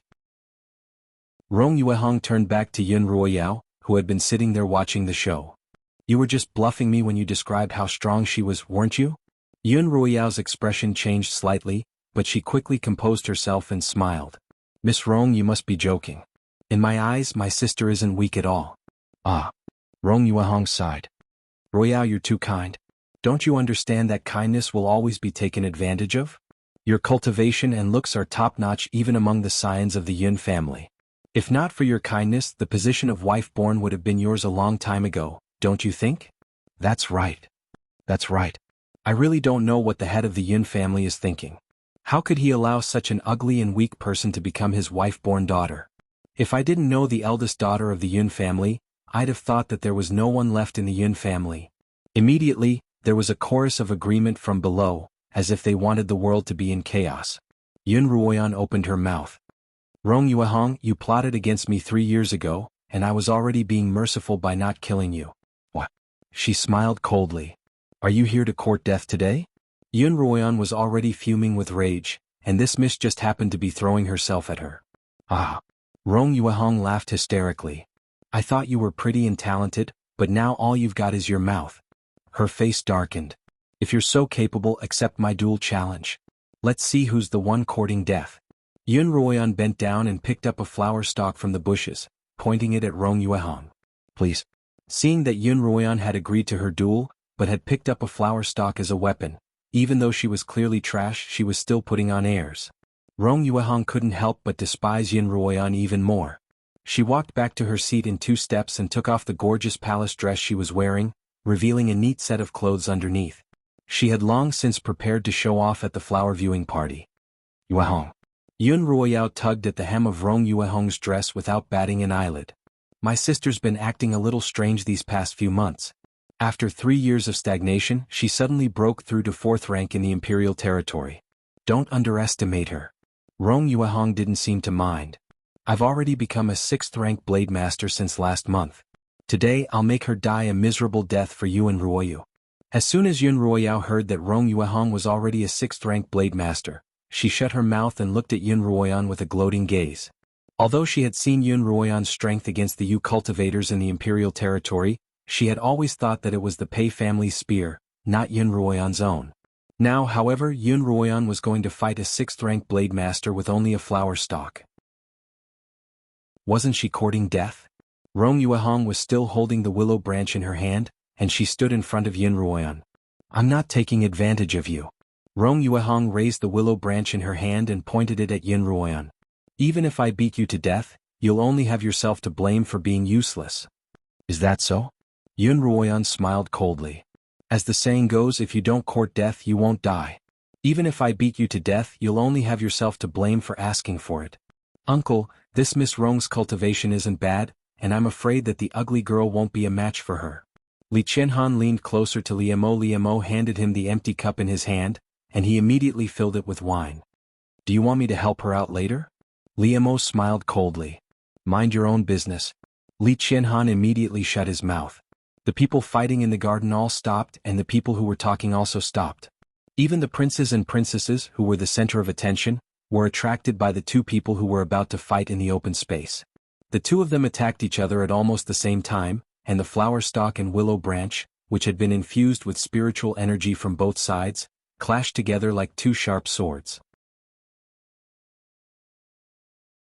Chapter 74. The sword aura from her spiritual energy scattered the petals around the two of them, causing countless flower petals to fall like a rain of petals. The robes and hair of the people standing close to the two of them fluttered in the wind from the sword energy. What a strong sword aura, someone exclaimed. Aren't they usually just fighting with words at the flower viewing party? Someone asked innocently. Idiot, someone else cursed. Can't you tell? This isn't a normal duel, there's clearly a personal grudge between them. Both of them must be students of Kongming Academy, which is why they dared to be so arrogant as to fight for real at the flower viewing party. On the Xuanhuan continent, as long as one was accepted into Kongming Academy, they would receive a high status. Even if they killed someone, only Kongming Academy would have the right to punish them. Kongming Academy had always been a sanctuary for the strong, and if one was strong enough to kill someone they wouldn't be punished. This was why Rong Yuehong had so brazenly declared that she would kill Yun Ruoyan, and Yun Ruoyan naturally wouldn't hold back. As soon as the two of them began to exchange blows, Rong Yuehong realized that she had indeed underestimated Yun Ruoyan. To her surprise, Yun Ruoyan's spiritual energy wasn't any lower than hers. Because she knew that Yun Ruoyan was a 4th-rank blade master, she hadn't used her full strength. Instead, she had used 50% of her spiritual energy. Even a 5th-rank blade master would be able to crush a 4th-rank blade master. However, to Rong Yuehong's surprise, her 5th-rank spiritual energy was blocked by an equally strong spiritual energy. What's going on? Is she even stronger than a 4th-rank blade master? Rong Yuehong turned to look at Yun Ruoyao, but Yun Ruoyao didn't understand. At first, she had thought that Rong Yuehong was intentionally suppressing Yun Ruoyan with her spiritual energy. This was a common tactic used by the strong against the weak, but Rong Yuehong's sudden glance at her made her realize that something was amiss. Was Yun Ruoyan up to something again? In her shock, Rong Yuehong quickly increased her spiritual energy from early 5th rank to mid-5th rank, and then to peak 5th rank. At the same time, Yun Ruoyan's expression didn't change as she increased the intensity of Rong Yuehong's attacks. Rong Yuehong's expression quickly changed from relaxed to nervous and strained. When she exerted her spiritual power to its limit, the 6th level, her face had already swollen to the color of pig liver.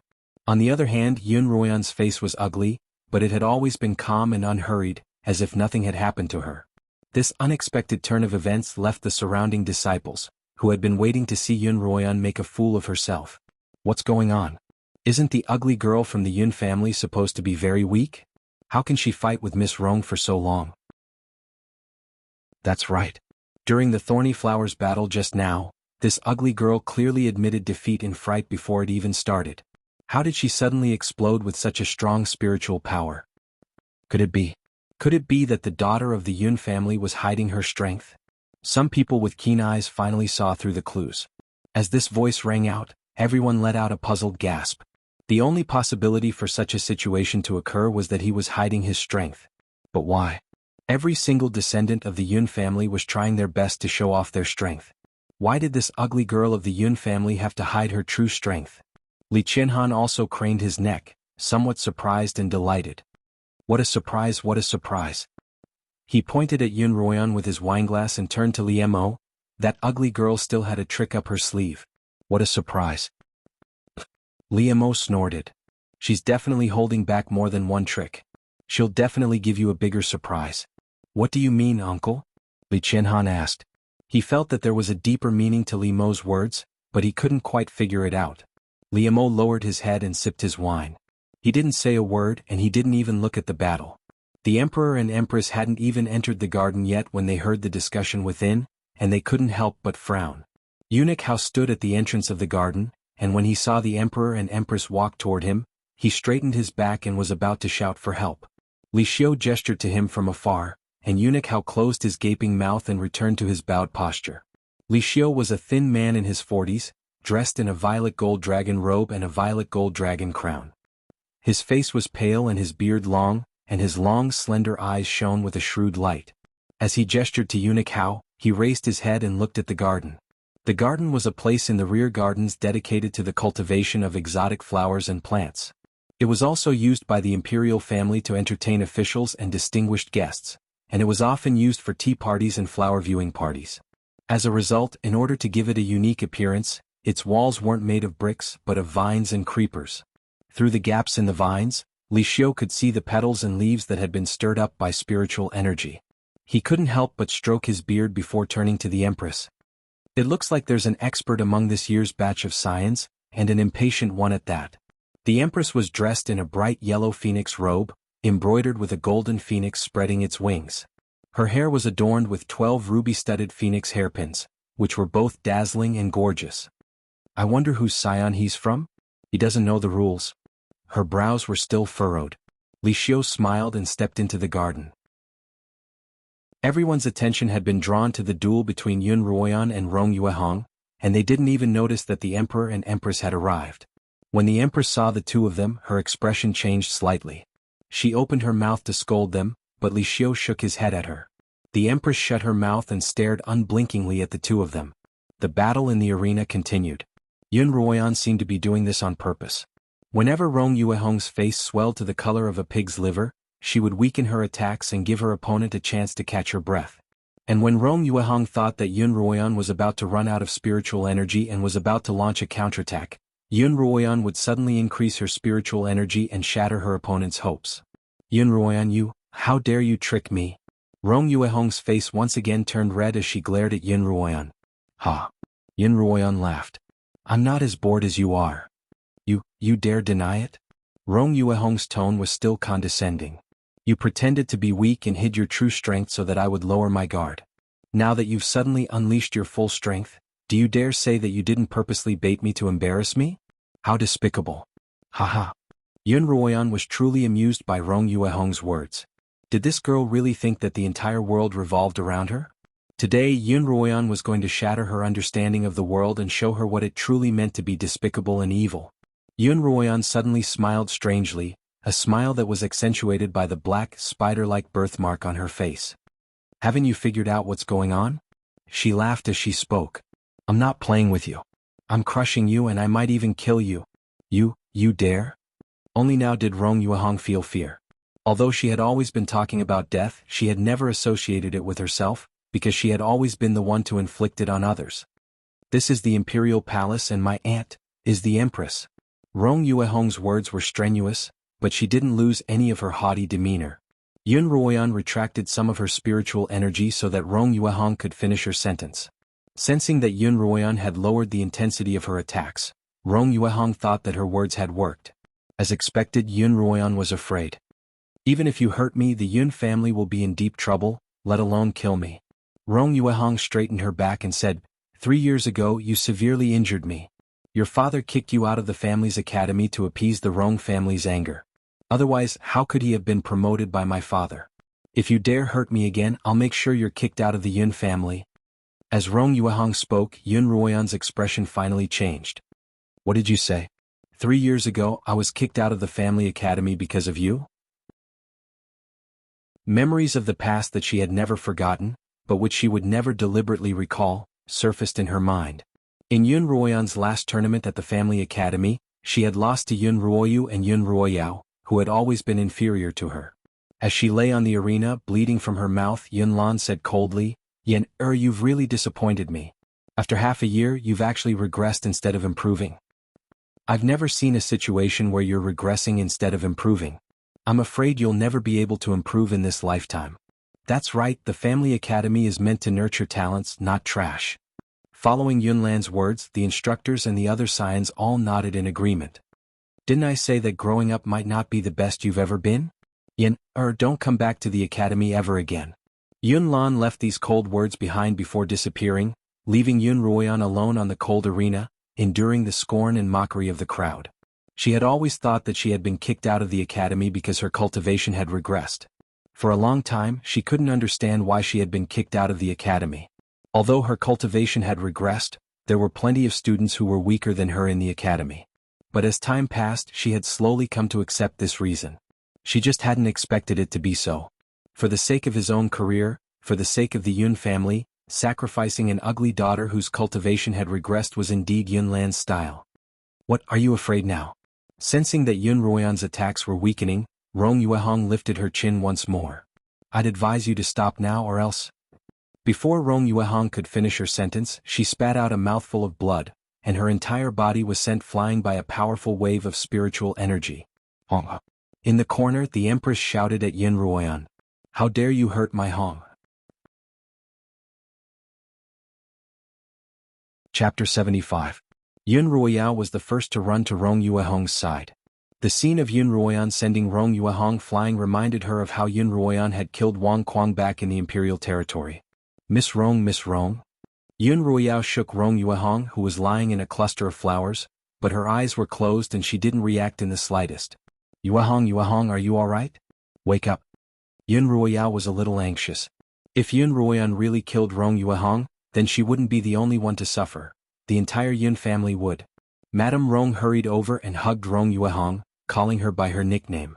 Yun Ruoyao dodged to the side and turned to glare at Yun Ruoyan. You've made a huge mistake, do you know that? Guards. The Empress shouted, and 4 burly men dressed in warriors' robes rushed into the courtyard. Capture this woman, the Empress ordered, pointing at Yun Ruoyan. The 4 warriors nodded and prepared to capture Yun Ruoyan. Uncle, what do you think? Xuanhuan was just about to get up to help when Liu Mo grabbed him. Ugly girl, you've really made a mistake this time, Xuanhuan said anxiously. Suddenly, Rong Yuehong coughed in the Empress's arms. Cough, cough, cough, Honger. The Empress called out anxiously. Rong Yuehong opened her eyes and called out to her aunt, but she wasn't dead. Yun Ruoyan really did want to kill Rong Yuehong, but as soon as the Empress and Emperor entered the courtyard, she noticed.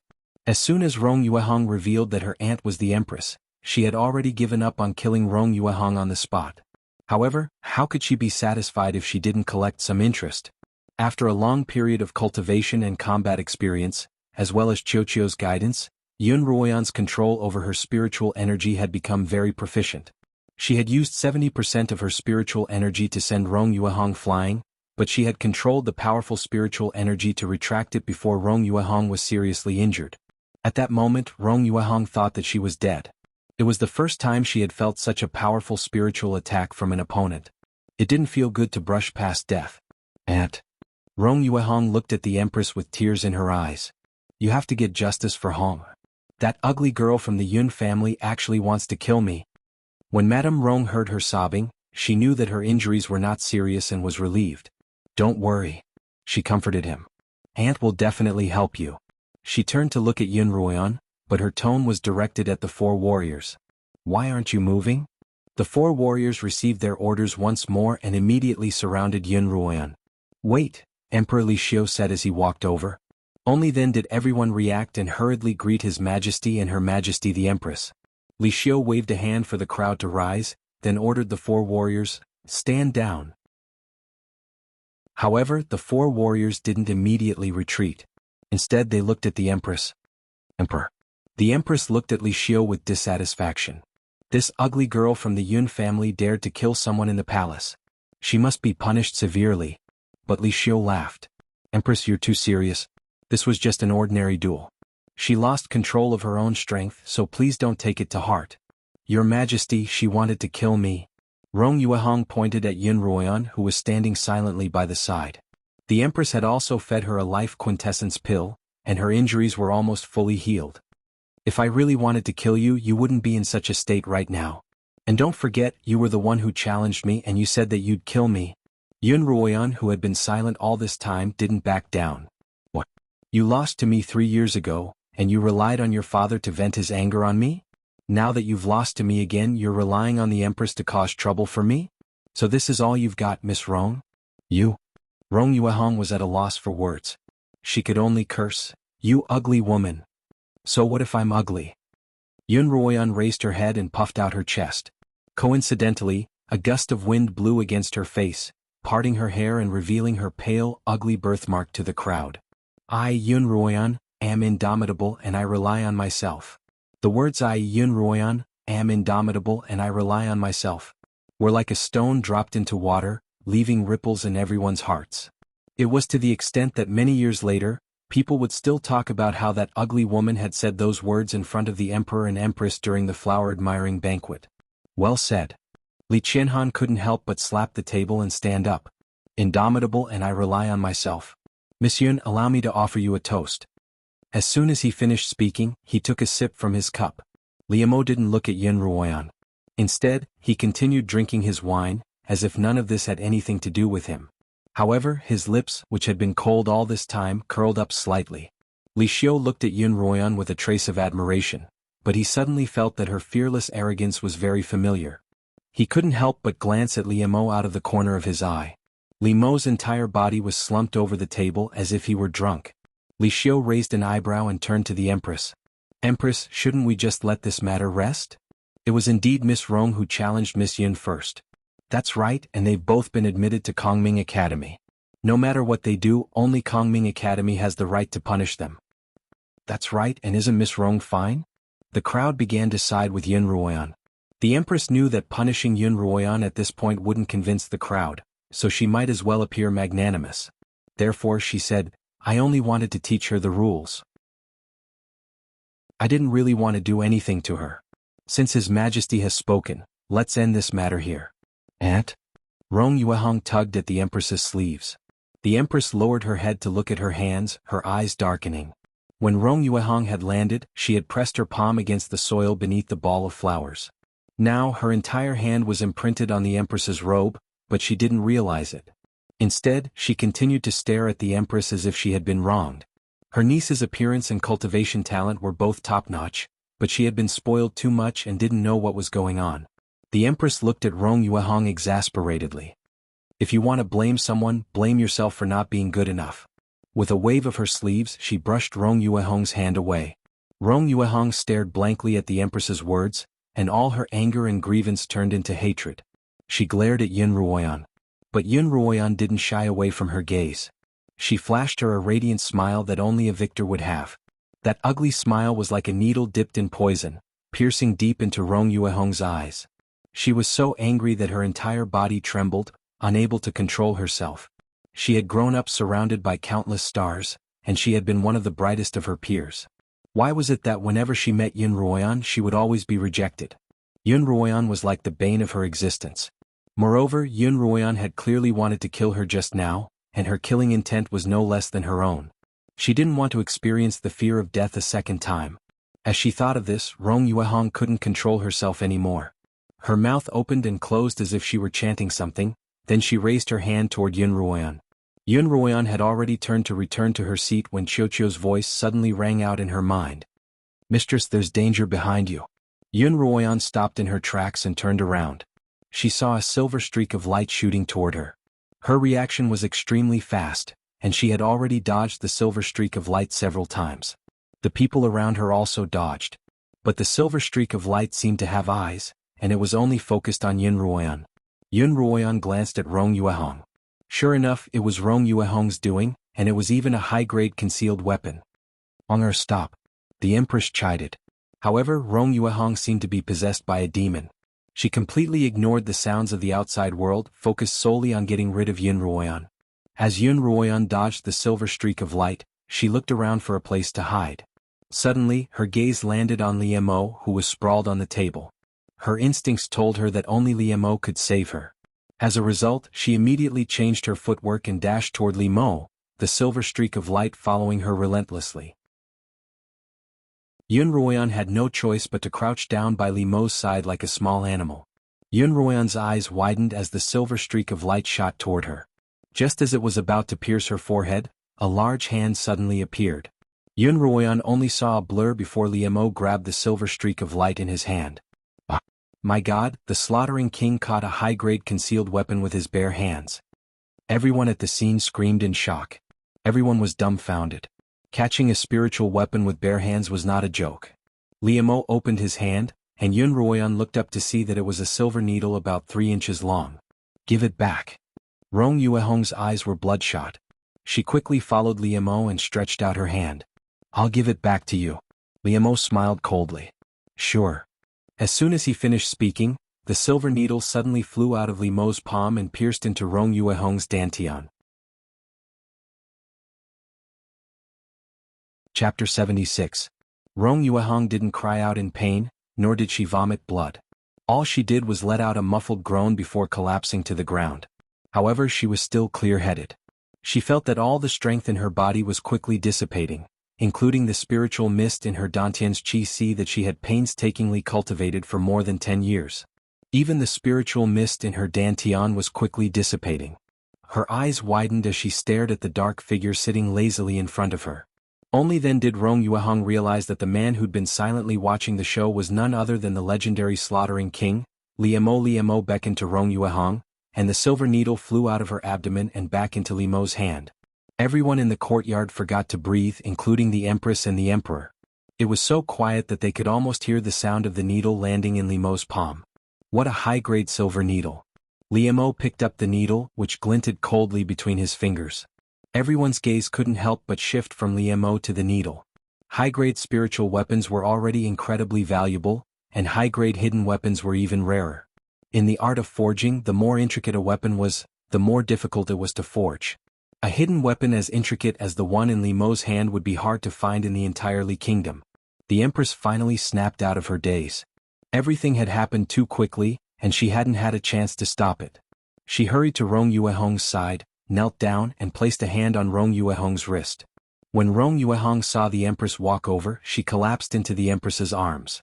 "Auntie, save me," she said in a weak voice. The empress loosened her grip, and Rong Yuehong's lifeless hand fell to the ground with a thud. The empress sighed. "You won't die, but you're crippled." "Crippled? Auntie, what do you mean?" Rong Yuehong stared at the empress in disbelief. The empress stood up and tidied up her phoenix robe. "Your sea of qi has been destroyed, and your spiritual perception has been destroyed. From now on you'll be an ordinary girl." "No, no." Rong Yuehong shook her head. Rong Yuehong shook her head indignantly. "Aunt, I'm the most talented member of the Rong family. I became a 3rd-rank blade master when I was 6, and a 4th rank when I was 10. Last month I became a 6th-rank blade master. Auntie, you can't give up on me like this. You have to help me." The empress frowned. This crying niece of hers was giving her a headache. She had spent so much of the family's wealth to raise her, but she didn't have the slightest bit of intelligence despite all. She had already warned her brother not to spoil him too much. Otherwise, something bad would happen sooner or later. Rong Tianling, on the other hand, didn't care. Who in the Li kingdom dared to challenge the Rong family? Even the current emperor had to greet him with a smile, so why couldn't his daughter be arrogant? However, he'd forgotten that there was one person in the Li kingdom whom they couldn't afford to offend. The empress turned to Liemo, a little puzzled. The slaughtering king had always been elusive, and he rarely interfered with the affairs of the court. Why had he suddenly appeared at the flower viewing party? It had been 3 years since the empress had seen Liemo. If he hadn't made a move, the empress wouldn't have noticed his presence at all. With the slaughtering king's help, no one can save you. The empress didn't even look at Rong Yuehong. Instead, she turned to Liemo. "You have to thank the slaughtering king for sparing your life." Liemo continued to fiddle with the needle in his hand when he saw that the empress was waiting for him to speak. He lazily said, "You don't have to thank me. I've never known mercy. I didn't kill her because I felt that being a cripple was more painful than being a dead person." Liemo's calm words caused the atmosphere in the courtyard to grow even colder. Someone couldn't help but suck in a breath of cold air. If a woman in a family didn't have the talent to cultivate, she would only be used as a tool for marriage alliances. Women without cultivation, no matter how noble their status, could only be a concubine. Rong Yuehong had been the center of attention ever since she was born, and she had always been the one to pick on others. It was hard to imagine what it would be like for her to be trampled on by others as a concubine. "I don't want to." Rong Yuehong immediately broke down. "And I don't want to be a cripple. Kill me, kill me." She wailed as she hugged the empress's leg. The empress turned to the 4 warriors in annoyance. "Hurry up and send the young miss back to the Rong manor." The 4 warriors immediately rushed forward and dragged Rong Yuehong out of the courtyard. Even from afar she could still be heard howling, Xuanhuan, I won't let you go even as a ghost. The Empress narrowed her eyes as she looked at the soul-chasing needle in Li Mo's hand. That was the Yun family's heirloom, and she couldn't help but be angry at Rong Tianling for letting his wastrel daughter waste such a precious treasure. Just as she was contemplating how to get the soul-chasing needle back, Li Mo said coolly, "This was personally delivered to me by the Rong family. I'll take it as a token of respect." With a flip of his hand, the silver needle disappeared without a trace. The Empress's eyes twitched, but she didn't say anything else. "Fourth brother, I didn't expect you to join in on the fun." Li Xiu laughed at Li Mo before turning to the eunuch by his side. "Let the banquet begin." The eunuch, who had been dozing off, immediately stood up and announced in a shrill voice, "Ladies and gentlemen, please take your seats. Empress, let's begin." Li Xiu smiled at the Empress who was still standing there. The Empress wasn't willing to give up her family's treasure just like that, but there was nothing she could do about Li Mo. All she could do was walk over to Li Xiu's side and sit down. The scions of the Yun family immediately tidied up their clothes and returned to their seats, as if nothing had happened. Yun Ruoyao, on the other hand, looked at the empty seat beside her in shock. Rong Yuehong was a 6th-rank blade master, but what about Yun Ruoyan? How could anyone have broken through so quickly? It hadn't even been half a month since she'd left the imperial territory, but she'd already jumped from 4th rank to 7th rank? Could Yun Ruoyan really be a demon? She looked around her frantically, but she didn't see Yi Qianying or Pei Zio. Her heart was a complete mess. She squatted by Li Mo's table and was just about to get up when a slender, jade-like hand stretched out in front of her. She was a little dazed. This was the hand that had caught a high-grade hidden weapon with a single hand. How strong must one's cultivation be to do that? Seeing that she didn't respond, Li Mo grabbed her arm and pulled her into his embrace. This action caused the crowd, who had just calmed down, to gasp again. The slaughtering king hugged the ugly girl from the Yun family. Although she didn't look as annoying as before, how could the slaughtering king eat her up? His taste was too heavy, wasn't it? Li Qianhuan tactfully took a seat somewhere else, leaving enough space for the two of them to talk. Faced with the crowd's shocked gazes, Yun Ruoyan blushed. Although she had lived 2 lives and had experienced many things between a man and a woman, that didn't mean that she was an open-minded person. On the contrary, she was quite conservative. Even when she had been poisoned, she hadn't crossed her bottom line. How could she allow someone to take advantage of her now? What she didn't know was that, in the eyes of the crowd, it wasn't Li Mo who was taking advantage of her, but her ugly self. "Let go of me," Yun Ruoyan said, pressing against Li Mo's chest. "Be good." Li Mo's voice whispered into her ear. "Isn't it good to rely on others once in a while? You did a good job just now." Just now. Yun Ruoyan froze. Was he referring to her seeking shelter by his side? Please, that was a life-and-death situation. How could it compare to this? "Slaughtering king, you're too dangerous. I can seek shelter from time to time, but I don't dare to do it all the time," Yun Ruoyan replied, still trying to break free. Li Mo's hands didn't seem to be exerting any force, and he didn't even hurt her, but it was as if he were handcuffs made of steel. Yun Ruoyan struggled for a long time, but to no avail. She turned to glare at him angrily, only to see that his dark eyes were filled with mirth. She couldn't help but feel even angrier, but she stopped struggling. She wasn't the kind of person who would throw an egg at a rock.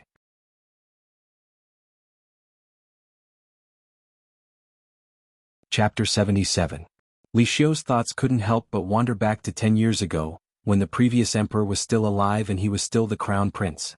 One day the previous emperor brought back a boy of 7 or 8 years old, announcing that he'd just found the boy, the 4th prince of the Li kingdom, and that his name was Li Mo. Li Xiu believed the emperor's words at first, but as time passed he grew more and more suspicious, because the boy bore no resemblance to his brother at all. Both his appearance and cultivation talent seemed to surpass that of a mortal. Li Mo's personality was quite eccentric, and in the first 3 years of his life, no one had ever heard him speak a single word. He was as cold as a block of ice, and although he never scolded his servants, the palace maids and eunuchs were all afraid of him. Even Li Xiu's children, who were about the same age as Li Mo, didn't dare to provoke him. The previous emperor's attitude toward Li Mo was also very strange. Although all sorts of rare treasures and delicacies were given to him, he didn't have the affection of a father, only reverence. Li Mo grew up in the Li kingdom's imperial palace. He entered the army at the age of 10, became a general at the age of 15, and by the age of 17, he had led the army to suppress the Beastmen's rebellion with a thunderous force. At that time, Li Xiu was very wary of Li Mo, afraid that the latter would usurp his position as crown prince. But at the same time he felt that Li Mo wouldn't. No, he didn't care. Li Xiu didn't know why he'd come up with such an absurd idea, but he could clearly see the disdain in Li Mo's eyes. Disdain for him, disdain for his father, and disdain for the entire Li kingdom. Finally, on the day of his father's death, not only did Li Mo not try to usurp the throne, but he even handed him hundreds of thousands of command talismans and helped him secure the throne. Li Xiu still remembered the words the previous emperor had said to him on his sickbed. Xiu, as long as you serve Li Mo well, you'll be able to preserve the Li kingdom's 1,000-year legacy. Emperor, do you think Mayer's dancing has improved? The empress's voice rang out by his ear, and Li Xiu turned his attention to a beautiful woman in the middle of the garden. That was his eldest daughter, Li Mei. Yes, Mayer's dance is very good, Li Xiu praised with a smile. He raised his eyes and glanced at the princes and princesses sitting below him. Other than the second prince, Li Xuanhuan, who was away on official business, the fourth prince, Li Qianyue, who was often absent from the palace, and a few princesses who were already engaged and waiting to be married, almost everyone else was present. No, there's still one missing. Li Xiu's smile faded a little. Why isn't the crown prince here yet? The empress coughed lightly and said, he must have been delayed by something. I've already sent someone to call him. I'm afraid it's another matter of walking a horse and running an eagle.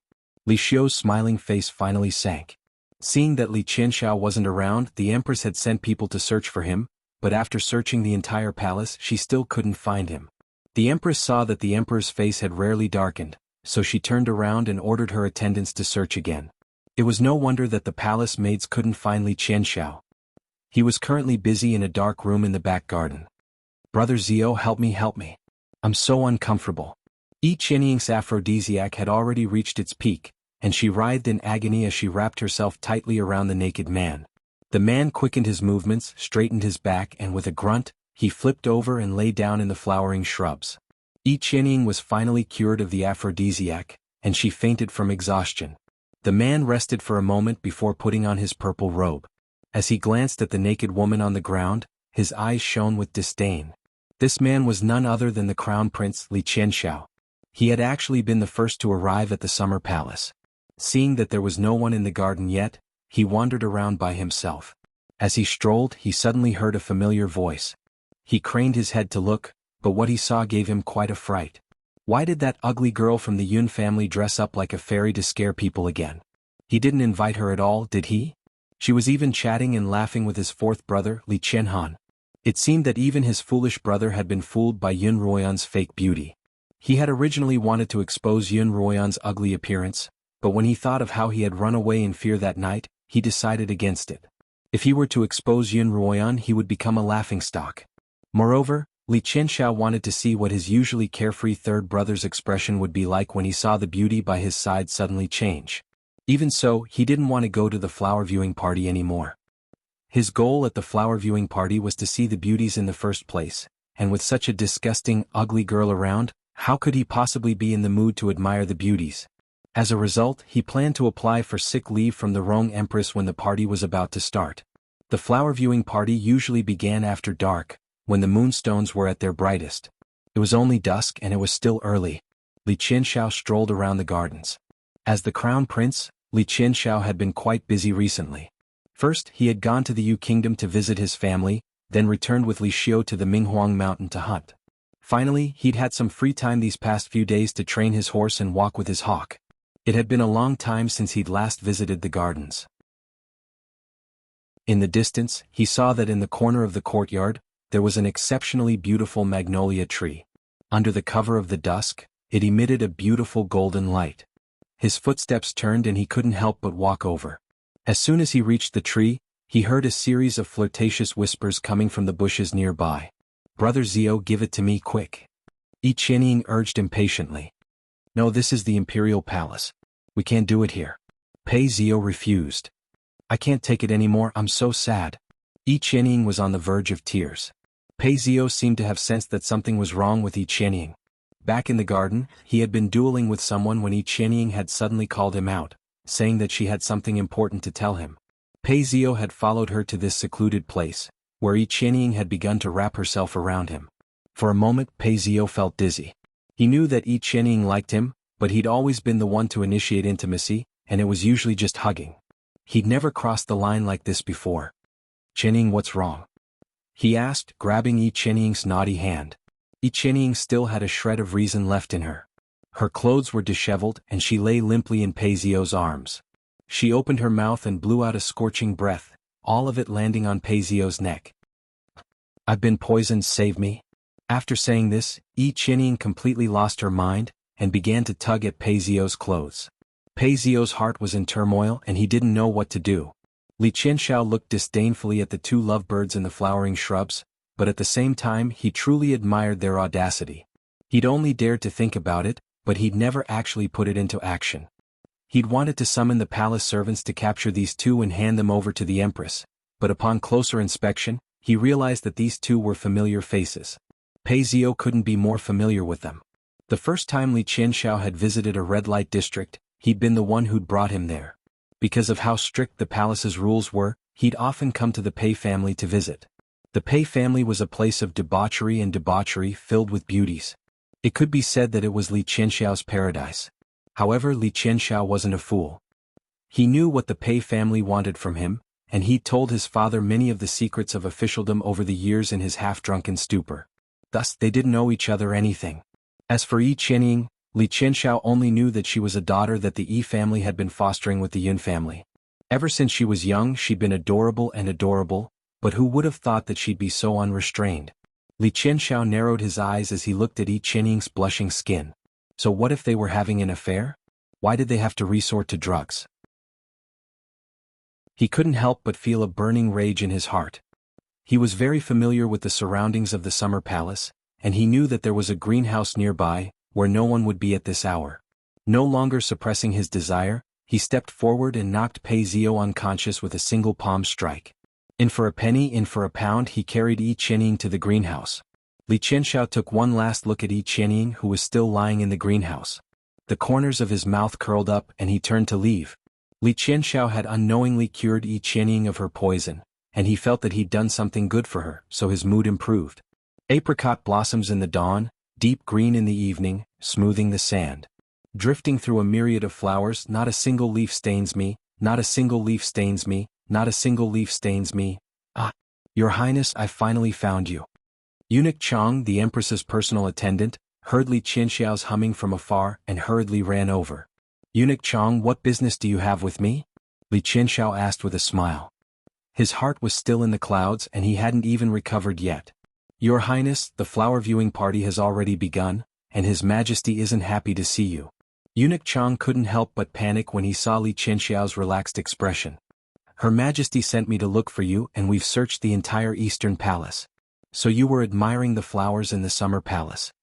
As soon as Xianxiao heard that his father was looking for him, his heart immediately sank to the bottom of the ocean. He wasn't afraid of anything, but he was afraid that his father would smile at him, and that smile made him feel especially uneasy. Fortunately, he had the Empress's protection. No longer caring about the ugly xuanhuan at the flower viewing party, he quickly followed Eunuch Chang to the gardens. Chapter 78. As soon as Xianxiao entered the garden, the first thing he saw was Li Mo, sitting right behind Li Xiu and Xuanhuan in Li Mo's arms. He stopped in his tracks, his heart filled with shock. Why would his uncle, whom he hadn't seen in a long time, suddenly appear at the flower viewing party with Xuanhuan in his arms? Could it be that he had also been deceived by her disguise? But that ugly girl wasn't wearing a veil. Xianxiao immediately averted his gaze from Xuanhuan's face. That glance had stung his eyes. "Xiao, why haven't you returned to your seat yet? What are you standing there for?" the Empress rebuked. Xianxiao raised his head to see Li Xiuxiu staring at him with narrowed eyes. He immediately lowered his head, bowed and retreated to his seat. In the middle of the garden, two scions from different families were engaged in a sparring match. Xianxiao was bored by the spectacle when he heard Li Xiu's question. "Where did you go just now, father?" Xianxiao put down his wine cup and immediately sat upright. "I came early, so I wandered around the garden. When I got tired I found a place to rest and fell asleep. Yes, this old servant found your highness in the back garden." Eunuch Chang, who was standing beside the Empress, immediately testified. "Xiao, you've been busy lately. If you're too tired you must return to the palace. You can't just rest outside. The Empress's heart ached. Why didn't you bring anyone with you? Where are Ada, Aer and the others? Ada, Aer, and a few of the warriors by the Empress's side were all warriors of the Rome family, specially assigned by the Emperor to protect the Empress and the Crown Prince. Oh, I gave them the day off to visit their relatives, Xianxia replied. How benevolent of the Crown Prince, Eunuch Chang sighed. Only then did Li Xiu shift his smiling gaze away from Li Qianxiao. Li Qianxiao let out a sigh of relief before turning his gaze back to Li Mo and Xuanhuan. Ah, third brother. Li Qianxiao approached Li Xuanhuan and asked, Uncle, what brings you here today? I wanted to come, I guess, Li Xuanhuan replied coolly. Li Qianxiao didn't seem to mind his indifference. Why was the young uncle hugging that ugly girl from the Yun family? You want to hug me, I guess, Li Xuanhuan replied calmly. Forget it, pretend I didn't ask. Li Qianxiao retracted his neck.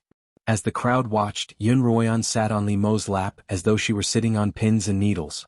But on the surface she had to pretend to be relaxed and content. Your Highness, aren't your legs too tired? Why don't I sit by your side? Xuanhuan asked softly. No, I'm fine. Li Mo smiled. Pour the wine. She gritted her teeth, picked up the flask of wine on the table, and filled Li Mo's cup to the brim. Xuanhuan didn't even know whether this was her 7th or 8th cup. All she knew was that the entire flask of wine was about to be emptied, and the man in front of her was clearly tipsy. Li Mo was indeed a little drunk, but not because of the wine, but because of the person in his arms. Xuanhuan's unique fragrance was something that only Li Mo could smell. It was an indescribably intoxicating scent, one that couldn't help but want to get close and possess her. It was like an addiction. Li Mo could only suppress this desire by drinking non-stop. Perhaps letting go of Xuanhuan would be the wisest course of action, but Li Mo didn't want to. Xuanhuan noticed that Li Mo was staring at her, his intoxicated, glowing eyes filled with a burning, indescribable emotion. She couldn't help but touch her right cheek. The fake birthmark was still there. Did the slaughtering king have a fetish for ugly women? If that was the case, she would be in deep trouble. In her panic, Xuanhuan began to scratch her face and the skin around the birthmark, pretending to be in pain. Ouch, it's so itchy. Her voice was pained. Your Highness, my face is itching again. Please let go of me. Should I call the imperial physician? Li Mo frowned. No. Xuanhuan hurriedly waved her hands. It's an old problem of mine, and there's no use calling the imperial physician over. I get itchy every night and it's a heart-wrenching itch. It'll break as soon as I scratch it and then pus and blood will ooze out. Anyone who accidentally touches this pus and blood will be infected. Oh, it's that serious? Li Mo raised his brows. That's right, it's very serious, Xuanhuan hurriedly added. Your Highness, your body is too precious to be tainted. Li Mo wasn't as frightened or disgusted as Xuanhuan had expected. Instead, he reached out to touch the birthmark on her face. You're too careless and it'll be troublesome if you scratch it. Let me scratch it for you. What? You scratch it for me? Xuanhuan grabbed Li Mo's wrist, her mouth twitching. Your Highness, aren't you afraid of getting infected? No. Then aren't you disgusted? Not at all. As expected, Xuanhuan rolled her eyes in exasperation. This was a man with a special fetish. When she looked at herself in the mirror, she was shocked. She couldn't even eat when she looked at herself in the mirror. How could this person look at her with such a gaze and personally scratch the birthmark that even she found disgusting? Other than having a special fetish, Xuanhuan couldn't think of any other explanation. Don't worry, let me scratch it for you, Li Mo said gently. I promise I'll be gentle and won't break your skin. No. Xuanhuan shook her head repeatedly, her grip on Li Mo's wrist tightening. She wasn't afraid that Li Mo would scratch her skin, but rather that he would scratch off the flimsy birthmark that she'd created in a hurry. All right, I'm not itchy anymore, Xuanhuan quickly added. Really? Li Mo asked suspiciously. Weren't you itching just now? It really isn't. Xuanhuan raised her voice and opened her eyes wide, pretending to be happy. Ah, that's amazing. I'm not itching anymore. That's right, how magical. Li Mo's eyes were also wide open as he continued, You're not itching anymore. Ah. Emperor Li Xiu narrowed his eyes as he watched the duel. Suddenly, he heard two people below him laughing loudly as if they were having a good time. This was strange. The god he worshipped could actually laugh? He couldn't help but ask, Fourth brother, what are you talking about? Why are you so happy? Only then did Xuanhuan realize that her voice had been too loud, and she hurriedly covered her mouth. But it was already too late. Her cries of not itching had successfully attracted the attention of the people around her once again. "It's nothing, brother." Li Mo smiled faintly. "She's itching?" Xuanhuan quickly covered Li Mo's mouth and turned away with a smile. "Your Majesty, we didn't say anything, we didn't say anything." Xuanhuan was very afraid that Li Mo would spill the beans. If the emperor summoned the imperial physician on the spot to examine her face, wouldn't she be exposed? "I'm really not itching anymore. Don't talk nonsense and ruin everyone's mood." Xuanhuan sat in Li Mo's lap, one hand holding his wrist and the other covering his mouth, her gaze menacing. That look, how domineering. The corners of Li Xiu's eyes twitched, and so did Li Qianhan's and Li Qianxiao's. Everyone who was looking at Li Mo and Xuanhuan felt their eyes twitch. Just what kind of ability did this ugly girl from the Yun clan have? How could she sit in the slaughtering king's lap, grab his wrist and cover his mouth? How could she threaten him with her gaze? At this moment, the slaughtering king was enjoying himself immensely. He could feel the fragrance of the fair hand covering his mouth, and he subconsciously stuck out his tongue to lightly lick the palm of that hand. Ah! As if she'd been struck by lightning, Xuanhuan flung her hand away, her hair standing on end. "Miss Yun, what's the matter?" Li Xiu turned to her once more. "No, nothing." Xuanhuan immediately retracted her bristling hair and forced a smile, but the corners of her eyes couldn't help twitching. Li Mo's smile was about to spill out of his eyes, and the rage he'd felt after being ambushed by a certain someone in the Phoenix Orchid Lake had dissipated. Xuanhuan still couldn't break free from Li Mo's grasp, and she could only wipe her palms with the hem of his robe. "You're sick, pervert." She glared at Li Mo as she wiped her palms.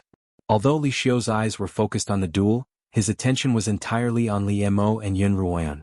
Although he didn't understand why, he was certain that Li Mo was interested in Xuanhuan. However, that ugly girl didn't seem to be too happy about it. At a time like this, as the elder brother, he naturally had to put in more effort for his younger brother. After the matches were over, Li Xiu opened his mouth and gave his comments. His general meaning was that everyone had performed well.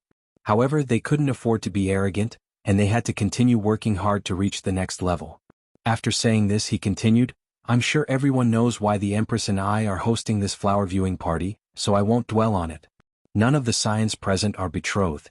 The Li Kingdom has always been open-minded, so there's no need to be so formal. If there's someone you like, I'll definitely bestow a marriage." Li Xiu turned to Li Mo. "Everyone should learn from the slaughtering king. If you see a woman you like, you must take the initiative." Xuanhuan lowered her head, numb to everyone's stares. "Therefore, the first person I'm going to bestow a marriage between my fourth brother, the slaughtering king, and the second daughter of the Yun family, Xuanhuan." Xuanhuan looked up at Li Xiu. "What? Bestow a marriage?"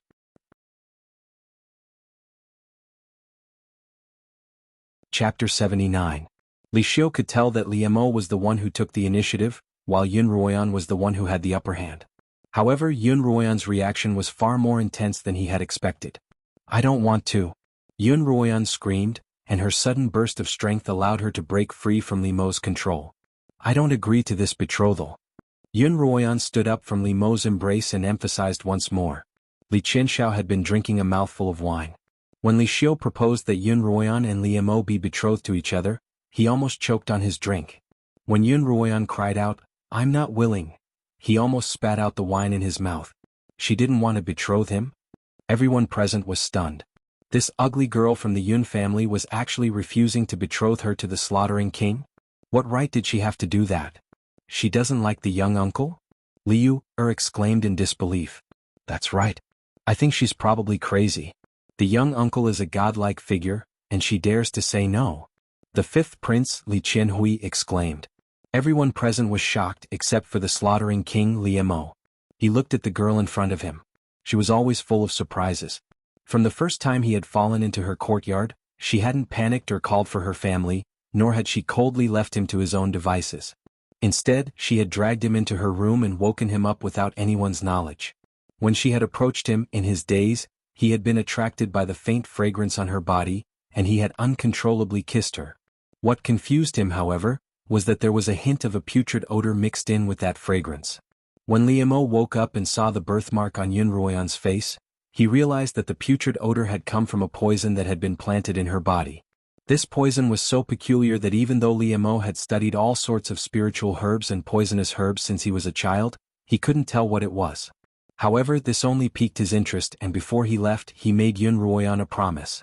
After recovering from his injuries, Liemo began investigating the origins of this poison. Finally, in an ancient tome, he found a poison very similar to the one Xuanhuan had been afflicted with. The ancient book recorded that this poison was produced by an ancient sorcerer tribe in the Yu Kingdom. He went to the Yu Kingdom to look for this sorcerer tribe, but after many investigations he found that the sorcerer tribe had already gone extinct and the trail was cut off. The second time they met was on the Minghuang Mountain, in the Phoenix Orchid Forest of the hunting grounds. At that time, Liemo had just returned from the Yu Kingdom and was in a hurry to complete a task that he had failed every year. Unsurprisingly, he failed again this year and was hit by the old man's spirit-sealing palm. Liemo once again escaped with heavy injuries, hiding in the crown of the Phoenix Orchid tree. At that time, all the spiritual power in his body was rapidly draining away, and he couldn't fight with anyone. Moreover, if he didn't treat his injuries in time, he would lose 80% of his cultivation in a short period of time. As if by fate, Liemo once again met Xuanhuan. When he jumped down from the crown of the tree and covered her with his cloak, he was once again intoxicated by her fragrance and couldn't help but kiss her. This time, however, Liemo discovered that the rancid odor on her body had disappeared. It was likely that the life quintessence pills that he had Li Qianhuan deliver to her had temporarily suppressed the poison. After that, Liemo hid in the crown of the Phoenix Orchid tree and watched as Xuanhuan battled with the 20-some imperial guards. Every move was so practiced that it didn't seem like something a 13 or 14-year-old girl would be capable of at all. And when he saw Xuanhuan release the Feilai blade, he was certain that she must have had some sort of fortuitous encounter. That night, when Liemo used his mental energy to investigate her residence, he discovered the Qilin beast that had once been the Beast King's contracted partner, sealed within a silver bracelet. What surprised him even more was that Xuanhuan was a human furnace that even he had never seen before. From then on, he knew that this wife-born daughter of the Yun family would be something important to him for a period of time. Yes, just something. Just like a cultivation manual that could help him become stronger in a short period of time, or a spiritual pill that could raise his cultivation. But tonight, the girl who had become an object in Liemo's heart had truly stunned him. Liemo looked at the clear wine in his cup, which slowly reflected a beautiful face that had been washed clean by the lake water. It was this beautiful girl who had plotted against him when he was at his most aroused. Xuanhuan, how many more surprises can you bring me? Liemo smiled faintly as he downed the wine in his cup. Xuanhuan had given Liemo far too many surprises. Her current actions didn't surprise him, but he was still displeased. Unwilling? How dare she look down on him? The corners of Liemo's mouth curled up in an indescribable smile.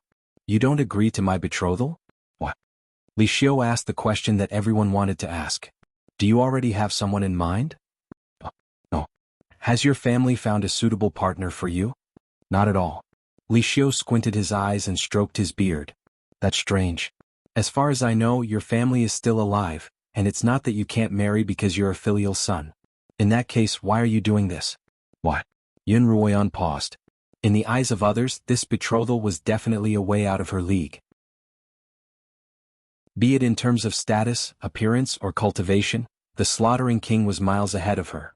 What reason could she come up with to convince everyone? Xuanhuan's head hurt. Oh, I'm still too young. I'll only be of marriageable age next year, Xuanhuan blurted out. That's fine. The betrothal doesn't mean that you can get married immediately. You can wait until you're of age, Li Xiu replied. Well, all right then. Seeing that this reason didn't hold water, Xuanhuan slowly exhaled and said seriously, actually, the reason is, what is it? Li Xiu craned his neck and everyone else craned their necks to listen. Because I feel inferior. Xuanhuan exclaimed loudly. Oh, I see. Everyone present instantly felt relieved. No wonder, so she feels like she's not good enough for the slaughtering king, one of the scions laughed. Right, it's not that she's unwilling but that she doesn't dare to. That's right, it's hard for anyone to accept such a frightening face for the slaughtering king.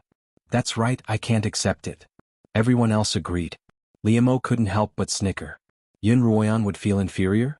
Despite her beauty, she had to pretend to be ugly and frighten others. Was this how someone with low self-esteem should behave? But why?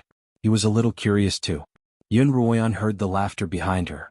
She turned around and saw that Liemo was staring intently at the wine in his cup, as if what they were discussing had nothing to do with him. She couldn't help but sigh in relief. Thinking back to those two inexplicable kisses as well as his flirtatious actions just now, Xuanhuan was certain that the slaughtering king, who was rumored to be uninterested in women, had some sort of special fetish. Li Xiu had been observing Li Mo from the corner of his eye. Although Li Mo hadn't made a clear statement, based on his years of experience with Li Mo, his silence was a tacit agreement. "Miss Yun," Li Xiu began, "if you miss out on such a good marriage because of your low self-esteem, you'll regret it for the rest of your life." Yun Ruoyan's mind raced, but before she could think of a response, she heard Yun Ruoyao's voice suddenly ring out. "Your Majesty, please reconsider. Sister Ruoyan might not be a good match for the slaughtering king." Yun Ruoyao stood up from her seat and bowed. "Oh, you must be the eldest daughter of the Yun family." Li Xiu looked at Yun Ruoyao thoughtfully. "Why did you say that?" Although Yun Ruoyao hadn't said a word, her gaze had never left Yun Ruoyan and Li Mo, and she had seen their entire interaction. This should be the first time the two of them had met, and she couldn't figure out why they were acting so intimately, as if they were old acquaintances. It was rumored that the slaughtering king had an eccentric personality. Was he just playing a prank on that ugly girl? Did the emperor really have to be an old fool to have bestowed such a marriage upon her? Yun Ruoyan no longer cared about her, and if she were to become the slaughtering king's consort, then she would forever be trampled beneath Yun Ruoyan's feet. Yun Ruoyao was anxious and frustrated, and her palms were sweating profusely. Thankfully, that ugly girl still had some self-awareness and at least knew how to feel inferior. "Sister Ruoyan's low self-esteem isn't without reason," Yun Ruoyao explained. 3 years ago, for some reason, Sister Ruoyan suddenly lost her talent for cultivation. Not only that, but the birthmark on her face also worsened. In the past 3 years, Father has visited many famous physicians to treat her, and it's only recently that she's recovered some of her talent. Yun Ruoyao sighed. Although Ruoyan's talent has returned, the birthmark on her face has only worsened. Some time ago, she accidentally scratched herself in the imperial territory, and it began to ooze pus non-stop. It took the family an entire month of nourishment for her to recover to her current state. To be betrothed to the slaughtering king is the Yun family's greatest honor. However, I can't hide my sister's strange illness just because of that, nor can I go against my conscience and covet this honor. Moreover, if my sister's illness recurs in the future, and His Majesty and His Highness find fault with it, the one who will be hurt the most will be my poor sister Ruoyan." Yun Ruoyao raised her head and looked at Li Xiu sincerely. "So, Your Majesty, please reconsider." Her words were reasonable and reasonable. Everyone present was moved by her words. Chapter 80. If Yun Ruoyan didn't know her sister all too well, she might have been moved as well. She looked at Yun Ruoyao, thinking that her sister was truly too smart. Why hadn't she thought of this reason? Although Yun Ruoyao wasn't doing this out of kindness, she still had to find an opportunity to express her heartfelt gratitude to her father for visiting famous doctors and using many spiritual herbs on him. So not only is the Yun family's daughter ugly, but she also has a nasty disease. How pitiful for her to be afflicted with such a strange disease at such a young age. That's right. Look at how her birthmark turns red and black one moment and looks so strange. So it's because of this nasty disease. Not only hasn't she been abandoned, she's even maintained her status as the sole wife-born daughter of the Yun family. They didn't hide the truth just because they could marry into the imperial family. The Yun family's reputation for benevolence is indeed well-deserved. That's right, the daughters of the Yun family must all be of noble character. Even if Yun Ruoyan can't marry a princess, she'll still be the cream of the crop. The discussion quickly shifted from Yun Ruoyan's birthmark and nasty disease to the Yun family's morals and traditions. This was out of Yun Ruoyao's expectations. She had been a little worried that her father would reprimand her for ruining the betrothal, but now she didn't have to worry anymore. The empress, who had been observing the proceedings, turned to Eunuch Chang and reprimanded him in a low voice. "Who sent this invitation? Didn't they do any research beforehand? How ridiculous." "I don't know either," Eunuch Chang replied fearfully. The empress glared at him fiercely, then turned to Li Xiu and said, "Your Majesty, this marriage is indeed inappropriate." Li Xiu finally began to hesitate. He still hoped to be able to provide for Li Mo and his descendants for a long time to come. He couldn't allow Li Mo to marry a sickly woman. Li Xiu narrowed his eyes. Just as he was about to speak, he was interrupted by an elegant and magnetic voice. "So you really do have your own reasons. Liemo slowly stood up from his seat, his dark eyes looking at Yun Ruoyan affectionately. I've already told you that I don't despise you, so don't feel inferior. Yun Ruoyan's scalp went numb as she stared at him, speechless. But I despise you. Yun Ruoyan stared at Liemo, her eyes wide open and her mouth agape, but she didn't dare speak the words in her heart. Sigh. Liemo suddenly sighed. Yin, if you really can't get over it, why don't we postpone the betrothal for now? I'm quite skilled in medicine, and I'm confident that I'll be able to cure you completely. How about we talk about marriage then? The corners of Yun Ruoyan's eyes twitched. I'm only 13 and you're already in your 20s. If you're really not in a hurry, why don't you just wait? Anyway, I have a lot of powder to fake birthmarks. Following this, Yun Ruoyan put on a very moved expression and said, Your Highness, Ruoyan is truly unable to repay your kindness? Then devote yourself to me. A low, seductive voice suddenly rang out in Yun Ruoyan's mind. Yun Ruoyan froze. Liemo was smiling at her, but his lips hadn't moved at all. Then who was talking to her just now? Was it Xiaoqiu? No, that definitely wasn't Xiaoqiu's voice. Yun Ruoyan only felt that the voice was somewhat familiar, as if she had heard it somewhere before, but she couldn't remember where exactly. Yin, you're not feeling well, so don't stand there any longer. Come into my arms. Without another word, Liemo pulled Yun Ruoyan back into his embrace. Li Xiu's eyes widened, the Empress's eyes widened, Yun Ruoyao's eyes widened, and everyone else's eyes widened. Third brother, why would the young emperor like such an ugly, sickly woman? Li Qianxiao turned to look at Li Qianhuan, who didn't seem surprised in the slightest. Of course he wants to. Li Qianhuan's lips curled up. If that's the case, well, that's great. Li Xiu immediately laughed. That's great. Do you see, the men of the Li Kingdom should be as loyal as the slaughtering king? The flower-admiring banquet is not only a place to exchange cultivation and martial techniques, but also to communicate with others. Everyone, don't hold back. You can do whatever you want next. Li Xiu stood up from the red sandalwood carved dragon throne and said passionately, My sons, once you fall in love with a good girl, don't be influenced by other factors. Listen to your heart. With the slaughtering king as a role model and the emperor's words, the slaughtering king was no exception. The princes and princesses, who were already tired of sitting, immediately left their seats and went to chat with the young masters and ladies who were pleasing to the eye. Miss Yun, I've heard that your cultivation is quite high.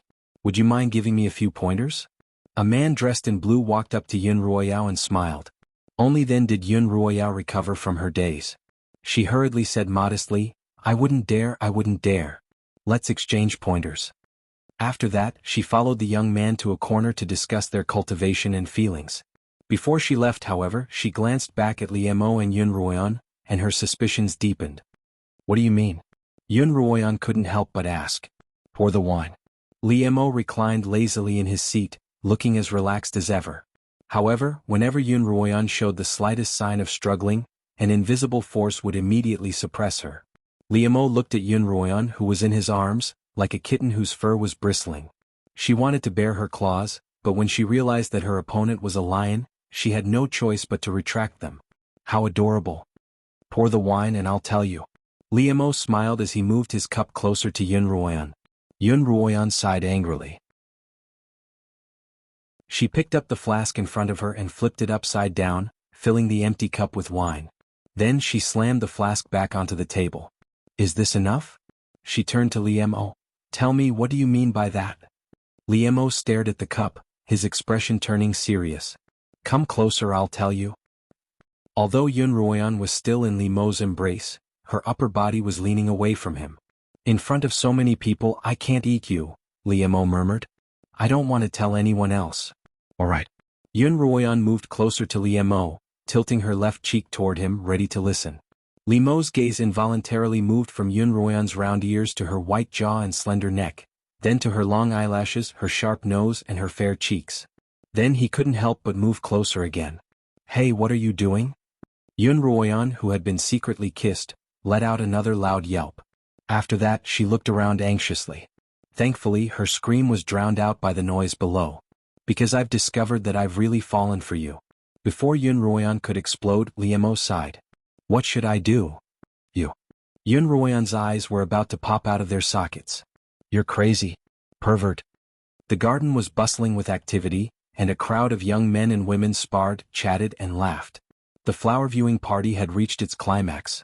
But apart from Yun Ruoyao, and Li Qianxiao, no one noticed that two people were missing from the party. By the time Pei Zio woke up, the sky was completely dark, and Yi Qianying wasn't by his side.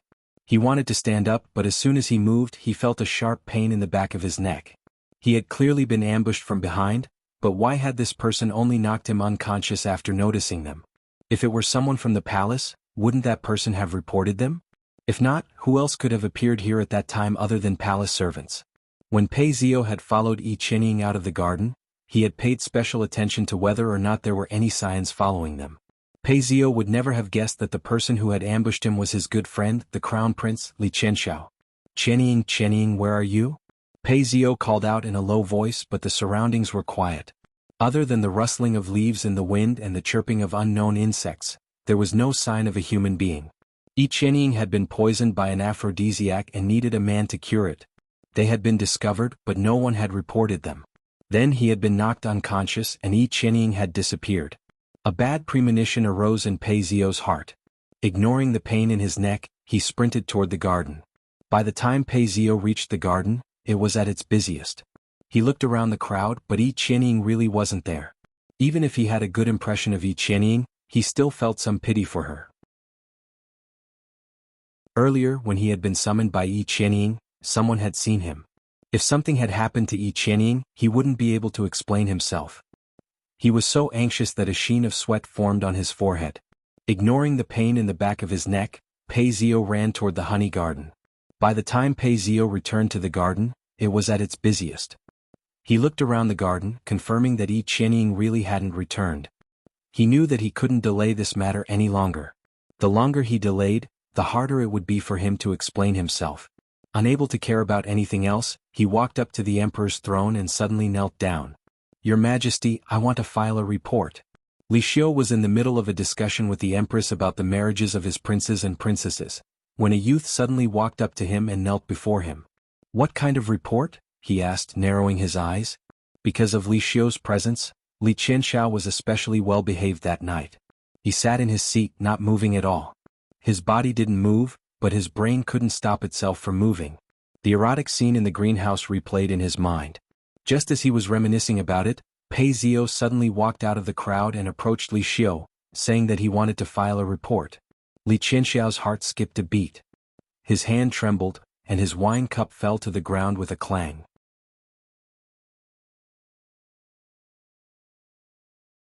Chapter 81.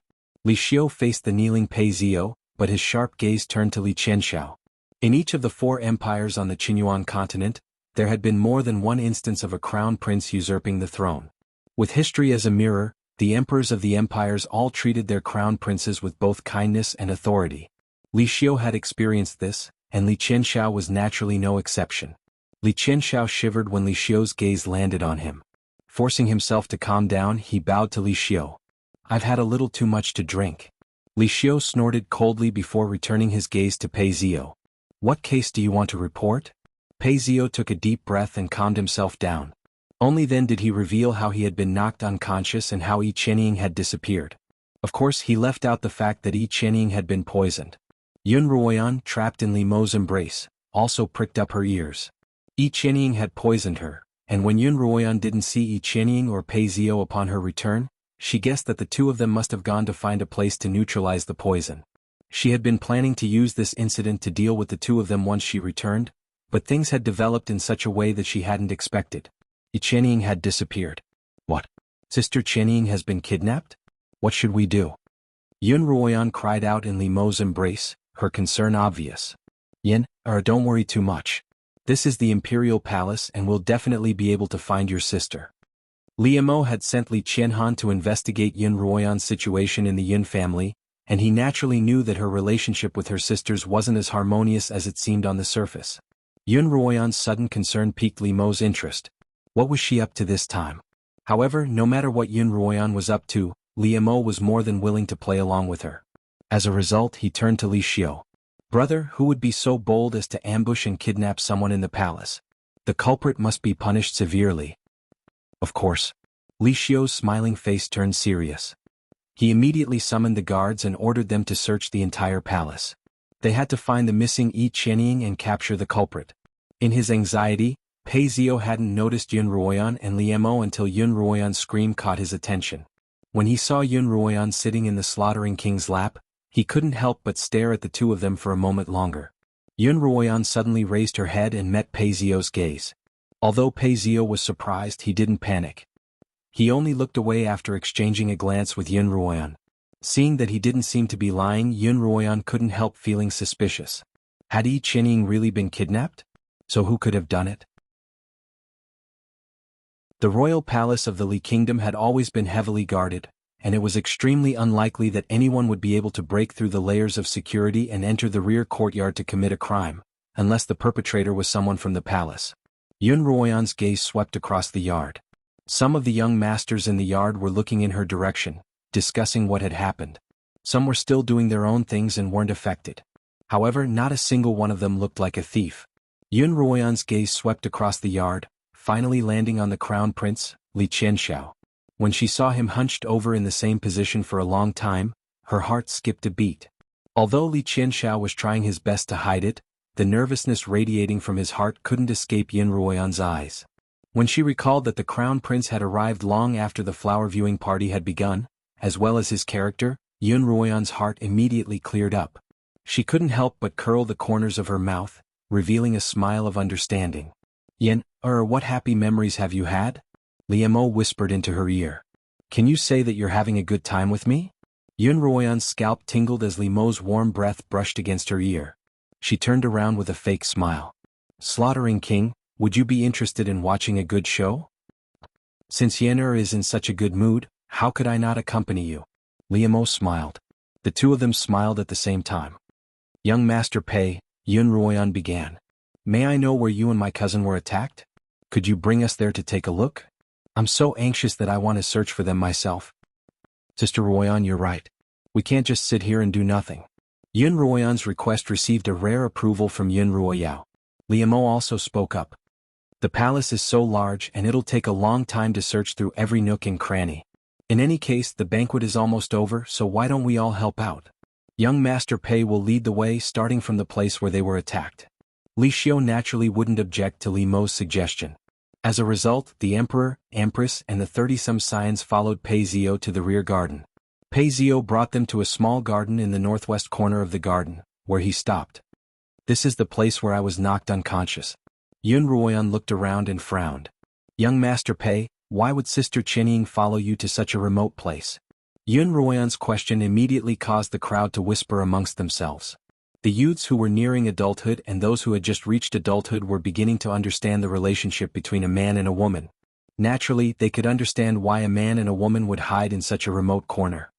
Sister Ruoyan, please don't misunderstand everyone, Pei Zio hurriedly explained. Qianxia wasn't the one who followed me here, she was the one who told me to come here. I have a witness. I can testify for Brother Pei. Just then, the blue-clad man who had struck up a conversation with Yun Ruoyao walked out.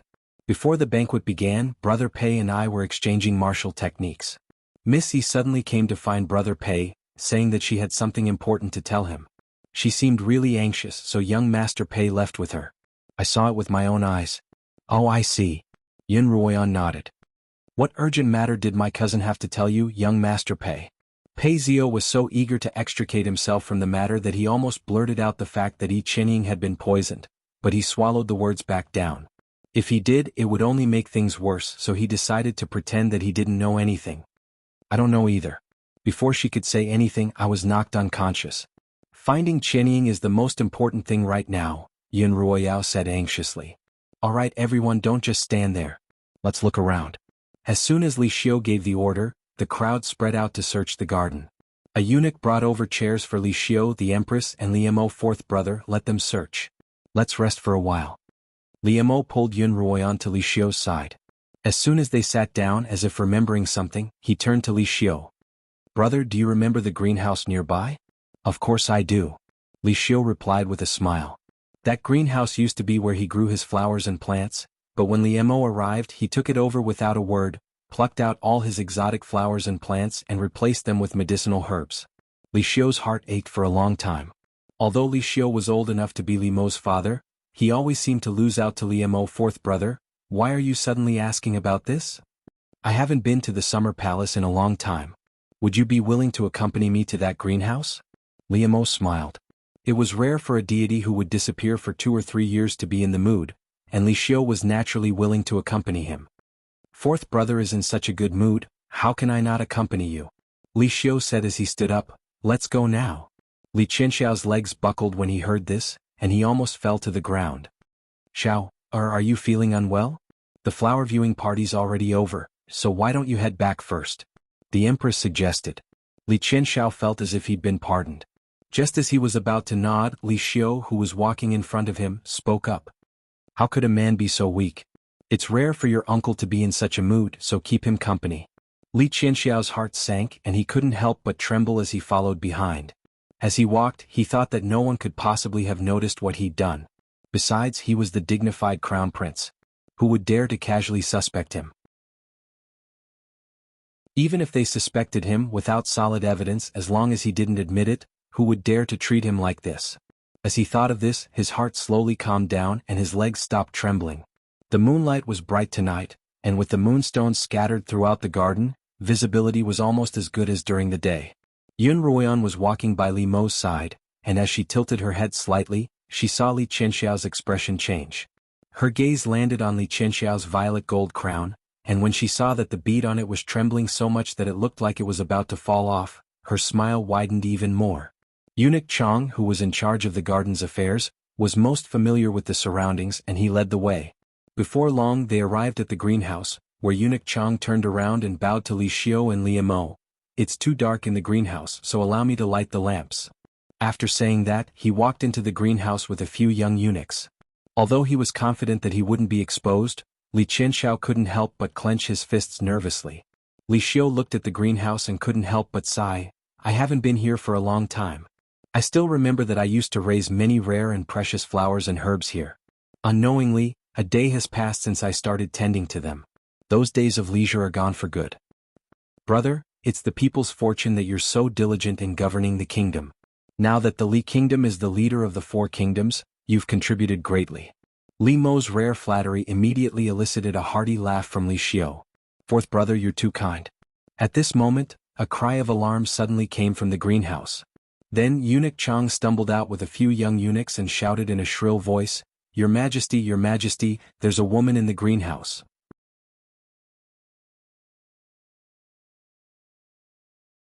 Chapter 82. As soon as the crowd heard this, they immediately thought of the missing Yi Qianying, and they all walked toward the greenhouse. Perhaps in his panic, Li Qianxiao tripped over something and fell forward, almost bumping his head into Xuanhuan. Liemo reached out and grabbed Xuanhuan's shoulder, pulling Li Qianxiao away from her. Watch where you're going. Liemo turned around and glanced at Li Qianxiao coldly. Xuanhuan, on the other hand, gripped the item in her hand tightly. Li Xiu walked in front of her, reaching the entrance of the greenhouse in 2 steps. Just as he was about to step in, Eunuch Chong suddenly called out, Your Majesty, please wait. But Li Xiu had already stepped in, and what he saw was something he would never have imagined. Eunuch Chong only had time to light a lamp before running out, so the interior of the greenhouse was still a little dark.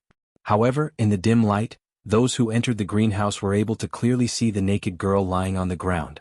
Ah! The empress screamed as she turned and walked out, pulling Li Qianhuan along with her. Li Xiu's narrowed eyes instantly widened to twice their original size. He looked at the girl's body from head to toe, and only then did he snap back to his senses. Xuanhuan glanced coolly at Yi Qianying, then subconsciously turned to Liemo, only to find that he was looking back at her, his ink-black eyes filled with an inexplicable smile. Liemo looked at Xuanhuan. Your sister's been found. Why aren't you going to see her? Only then did Xuanhuan reveal a pained and shocked expression. Sister Qianying, she called out before quickly walking over. After everyone had left, Liemo closed the door to the greenhouse, leaving only Xuanhuan and the unconscious Yi Qianying in the room. Xuanhuan looked down at Yi Qianying, who was lying flat on the floor. Her hair was disheveled and her fair skin was covered in bruises. Her lower body was hidden beneath her clothes, and there were specks of blood on the floor. The smile on Xuanhuan's face slowly disappeared. She clenched her fists so tightly that her fingernails dug into the flesh of her palms. Her entire body trembled as she closed her eyes. The scenes from her previous life swept through her mind like a turbulent wave. Big sister, today is the day that the heads of the Yun and Lin clans will be executed. Big sister, aren't you going to take a look? Xianxia, the cousin whom Yun Ruoyan had always treated as her own sister, held a bowl of poison in her hands and smiled brightly at her. Someone as ugly and vulgar as Big Sister wants to spend the rest of his life with Brother Zio? Xianxia snorted. Sister, do you know that Brother Zio is so disgusted by you that he can't even eat? If it weren't for the fact that you're the legitimate daughter of the Yun family with Zio's status, how could he possibly be interested in an ugly girl like you? What Madame Pei? Zio even thinks it's embarrassing to bring you out. You're not worthy. Xianxia poured the bitter poison into Yun Ruoyan's mouth. Don't worry, sister. After you leave, I'll take care of the Yun family's businesses and your husband for you. Xianxia gazed tenderly at Pei Zio. Brother Zio, throw her out lest she dirty the woodshed. Yun Ruoyan was thrown out of the Pei manor like a piece of trash. She mustered all the strength she had left to ask, aren't you afraid of retribution? Yun Ruoyan would never forget Xianxia's laughter. Retribution? I'm looking forward to it. Unfortunately, you're a useless piece of trash, and I'm afraid I won't be able to see retribution in this lifetime. Yun Ruoyan finally opened her eyes. The pain from her previous life was once again buried deep in her heart. She slowly squatted down, picked up the clothes on the ground, and covered Xianxia's naked upper body. Retribution will always come, she murmured.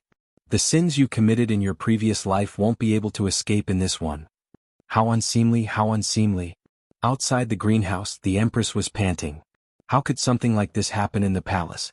If I catch the culprit, I'll skin him alive. Li Qianxiao's heart began to pound once more. All he could see was Xianxia's bruised body. He hadn't expected himself to be so ruthless. When he left the greenhouse, Xianxia's body hadn't been so bruised. However, Xianxia's skin was delicate, and as time went on, the bruises on her body worsened. When I left, I clearly covered her with clothes, but that woman just had to move about. Li Qianxiao grumbled angrily. Pei Zio and the other scions of the nobility rushed to the greenhouse as soon as they heard the news, but they were all stopped outside. Just then Yun Ruoyan pushed open the door. Let Sister Ruoyao in. Yun Ruoyao quickly walked over and frowned at Yun Ruoyan. Yun Ruoyan let her in, her expression impassive.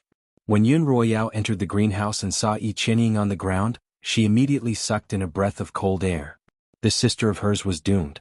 Although there was no such thing as male superiority on the Xuanhuan continent, a woman's reputation was still very important.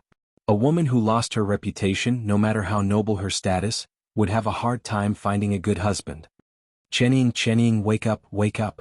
Yun Ruoyao helped Xianxia up, shaking her and calling her until she finally reacted. Brother Zio, I don't want it, I don't want it.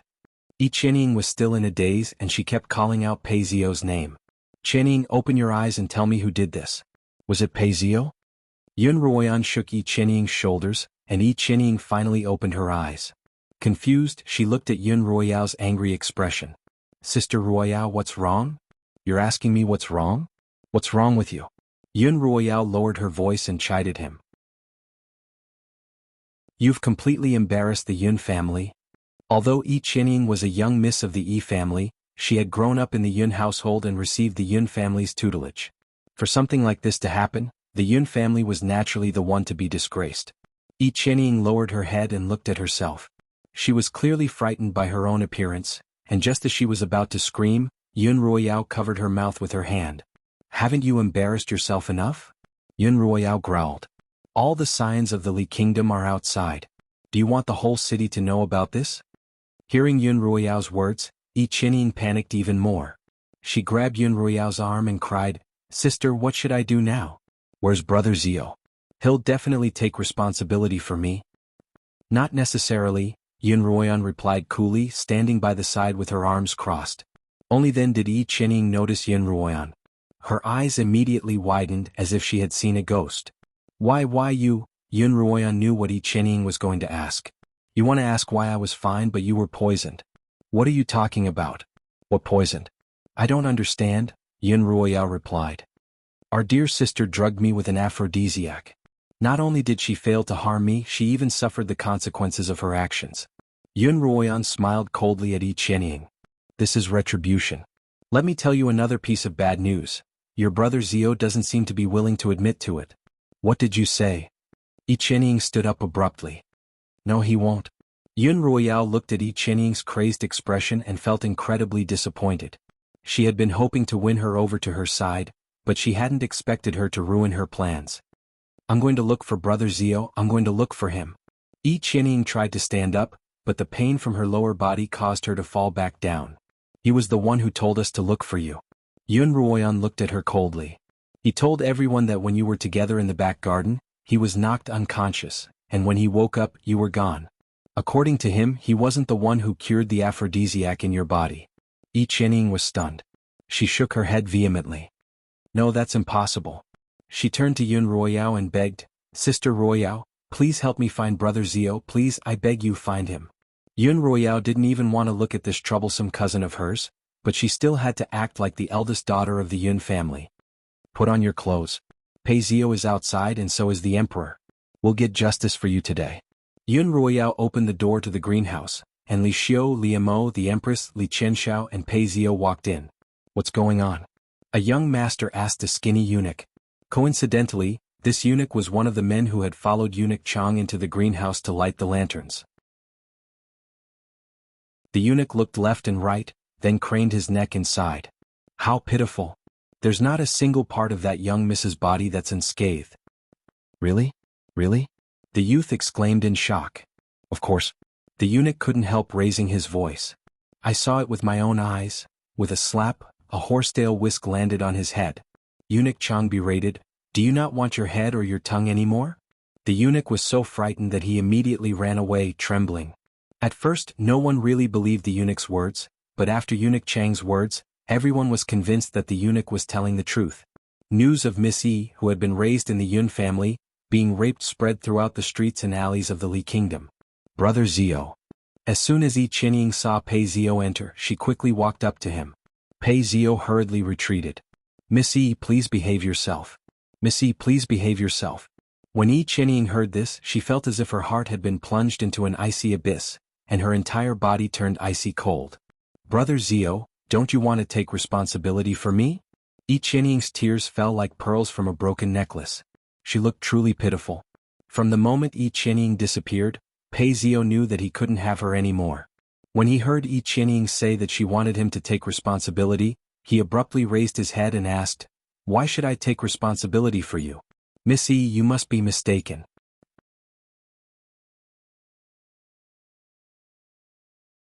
Chapter 83. This time Yi Qianying really panicked. Brother Zio, why would you say that? I'm already yours. If you're not willing to take responsibility, then I'll have no choice but to die. As soon as she finished speaking, she tried to ram into a flower pot that was half the height of a grown man, but Yun Ruoyan reacted quickly and grabbed her. Yi Qianying turned around and glared at Yun Ruoyan hatefully. You want me to die? Why won't you let me die? Yun Ruoyan thought to herself, if you die, how am I supposed to continue acting? Sister, don't be rash. The Emperor is wise and I'm sure he'll seek justice for you. Yun Ruoyao also hurried over to pull Yi Qianying back, exclaiming, Silly girl. If you die, I'll never be able to explain myself. Only then did Yi Qianying give up on seeking death. She allowed Yun Ruoyao to pull her in front of Li Xiu, and the two of them knelt down together. Your Majesty, Your Highness, slaughtering king. Yun Ruoyao looked up at Li Xiu and Li Mo, her face full of sympathy for her younger sister. I beg the three of you to seek justice for my pitiful sister and for our Yun family. Li Xiu and the Empress glanced at each other and sighed. Miss Yun, please rise. The Empress, who had always been stern, revealed a rare expression of pity. Since this happened in the palace and at my flower viewing party, I'll be sure to give Miss Yi an explanation. She turned to Pei Zio sternly. Young Master Pei, are you going to plead guilty? Your Highness, I really didn't do it. How do you want me to plead guilty? You dare to do it, but you don't dare to admit it. Pei Zio, this crown prince really misjudged you. Li Qianxiao found an opportunity to interject. As far as I know, Brother Pei and Miss Yi have always been close.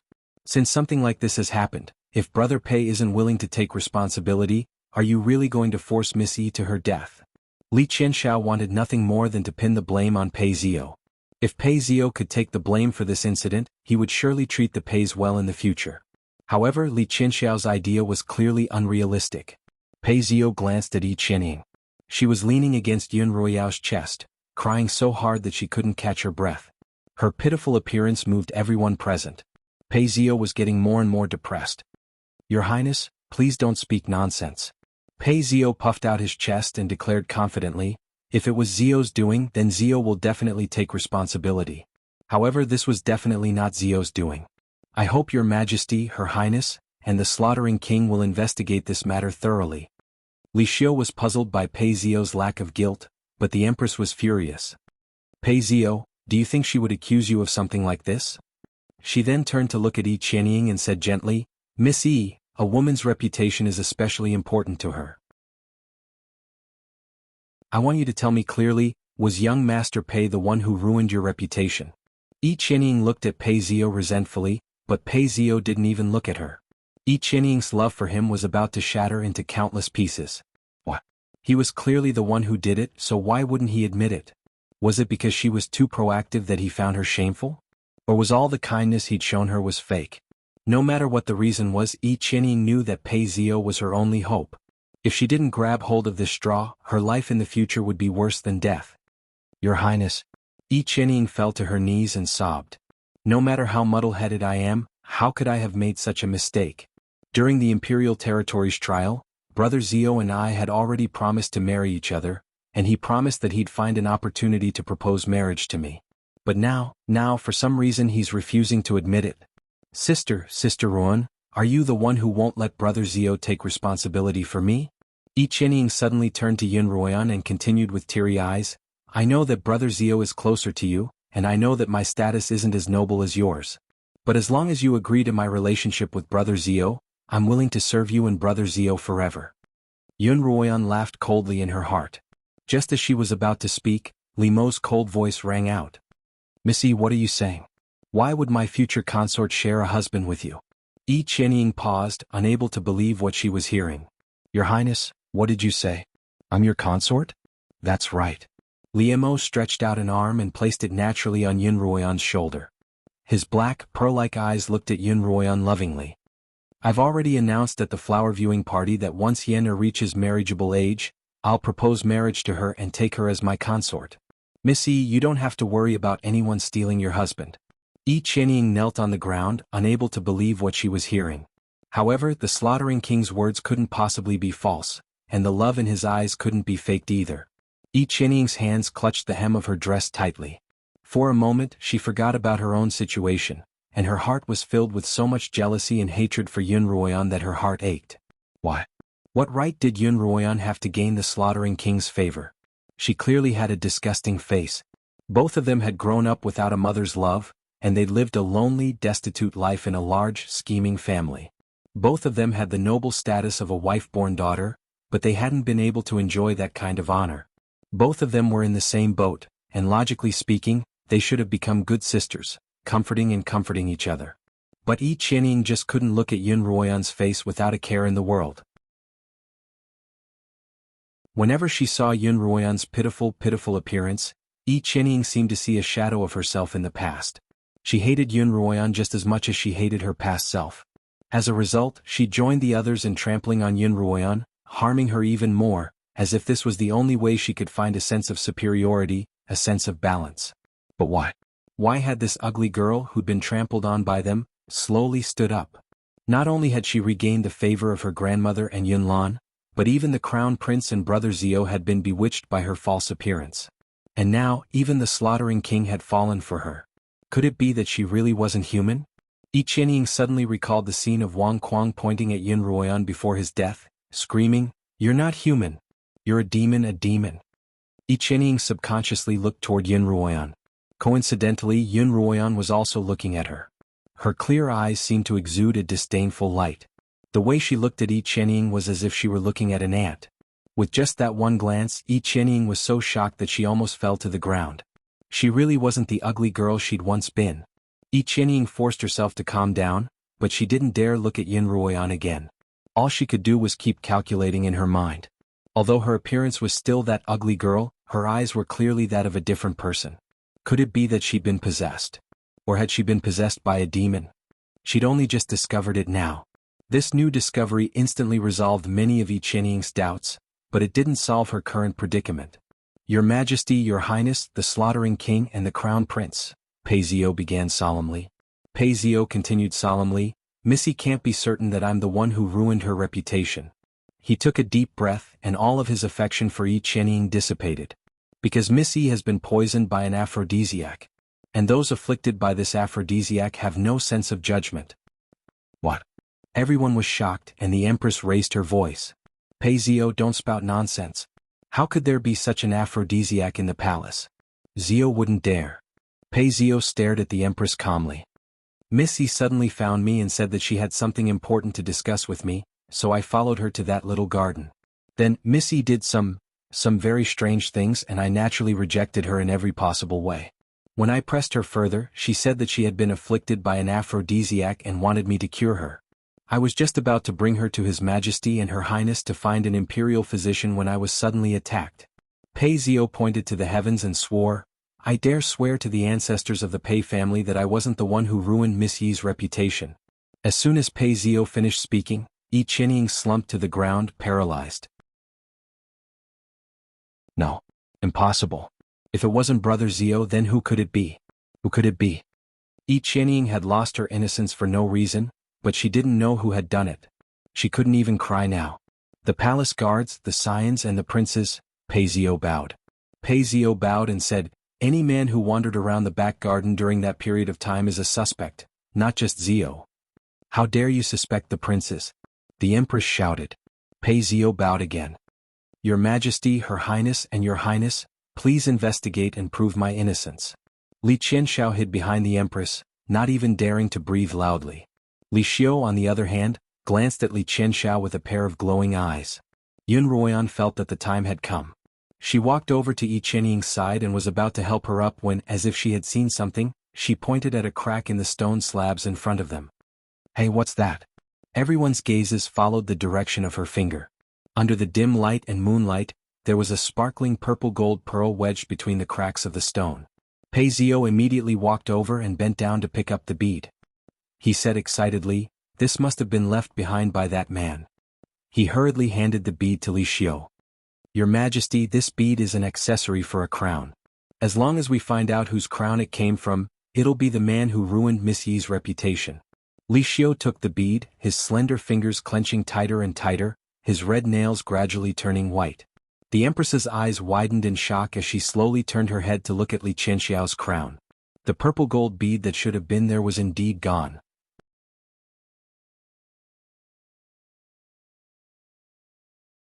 Chapter 84. The Rong Empress and Li Xiu couldn't be more familiar with that purple gold pearl.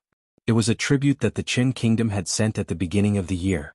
There were only 4 of them, and the 2 larger ones were kept in the palace's treasury. As for the other 2, one was mounted on Li Xiu's purple and gold belt with a coiling dragon, while the other was given to the crown prince as a gift by Madame Rong. She personally ordered someone to mount it on his purple and gold crown. The crown was now resting on Li Qianxiao's head. Your Majesty, please don't. The Empress hurriedly tried to plead for mercy when she saw Li Xiu's expression darken. Li Xiu, who had always seemed kind and amicable, pulled the Empress away, step by step approaching Li Qianxiao. Li Qianxiao was forced back step by step. Imperial Father, I didn't, it wasn't me. Li Qianxiao stammered, unable to form a complete sentence. You beast. Li Xiu cursed, raising his leg to kick Li Qianxiao in the stomach. Although Li Xiu was skinny as a 7th-rank blade master, he was still quite strong. Li Qianxiao groaned and fell to his knees. Just as Li Xiu was about to kick him a second time, the Empress screamed and rushed forward to protect Li Qianxiao. Your Majesty, even if the pearl belongs to Xiao, you should at least give him a chance to defend himself. Are you really going to beat him to death? Li Xiu's face was ashen, his eyes widening and narrowing into slits. After a long while he finally put down his leg. He was late to the flower viewing party, said he fell asleep in the back garden, and then this pearl. Li Xiu's voice was filled with anger and disappointment. Li Xiu's tone was full of anger and disappointment. The matter is already obvious, I want to see how he refutes it. Everyone's gaze fell on Li Qianxiao, waiting for him to speak. Xiao. The Empress helped Li Qianxiao up. Hurry up and tell your father what's going on. Did you drop your purple gold pearl here because you were playing around? Although the truth was clear, The madam was still unwilling to believe that her son was the bastard that she wanted to skin alive. Mother. Li Qianxiao stammered. He wanted to deny it, but he didn't have the courage to do so in the face of Li Xiu's aura. Pei Zio stood to the side, staring coldly at Li Qianxiao. He hadn't expected that the person who had plotted against him would be Li Qianxiao. He thought back to how his father and son had always treated him like a Buddha. Whether it was good food, good wine, or beautiful women, as long as Li Qianxiao wanted it, they would do everything in their power to satisfy him. Pei Zio had never imagined that Li Qianxiao would stab him in the back. Not only had he made him a cuckold, he'd even tried to slander him. His Royal Highness the Crown Prince just said that a man must take responsibility for his actions. Furthermore, you are the current Crown Prince, the future Crown Prince. Pei Zio questioned. If you don't give an explanation for what happened today, how can you still be a role model for the people? His words could not be said to be light. If this matter was not handled well, it would be a scandal for the royal family. The Li Kingdom revered etiquette, and raping women was punishable by death. If the Crown Prince had committed a crime, it wouldn't be an exaggeration to say that he would be stripped of his position as Crown Prince. The Empress turned to Pei Zio. Young Master Pei, your words are too serious. Didn't you say that Missy was poisoned? That means that the Crown Prince didn't force her. Yes, I didn't force her. Only then did Li Qianxiao react. I didn't force her. She seduced me. She seduced me. Don't panic. Tell me slowly, the Empress said hurriedly. In the evening, I was taking a stroll in the garden when I suddenly heard intimate sounds coming from the bushes. Li Qianxiao glanced at his mother and calmed himself. I thought that a palace guard and a palace maid were having an affair, so I knocked the man unconscious. Only later did I realize that the two were Pei Zio and Miss E. I was just about to call for help when Missy suddenly pounced on me and started pestering me. I couldn't control myself and made a huge mistake. Li Qianxiao knelt in front of Li Xiu once more. Father, I was wrong.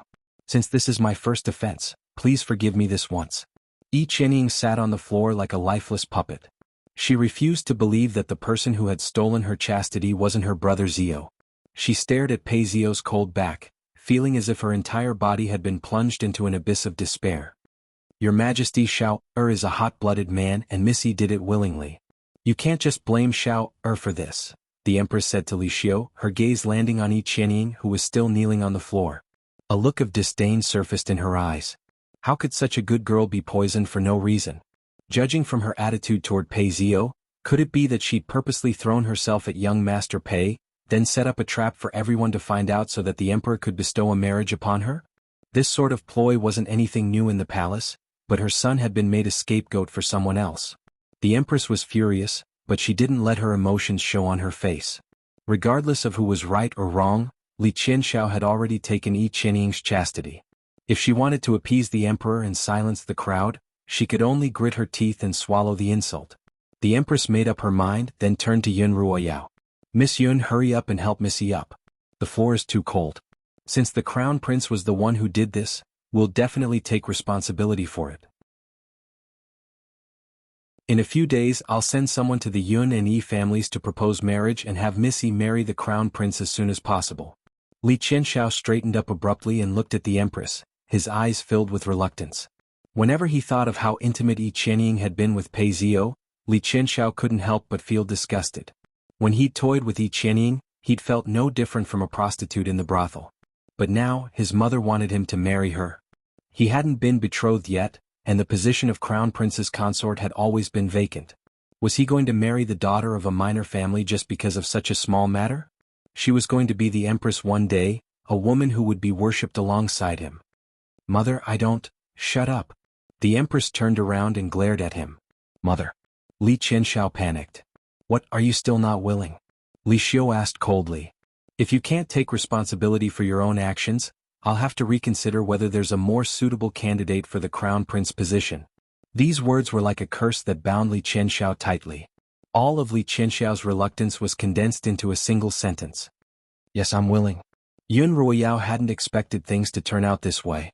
Compared to marrying into the Pei family and marrying into the imperial family, the Yun family was clearly more beneficial.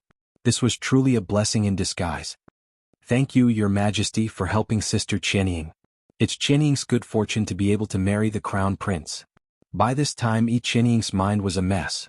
As if suddenly awakened from a dream, she struggled free of Yun Ruoyao's support and threw herself at Pei Zio, crying, "Brother Zio, I just want to stay by your side.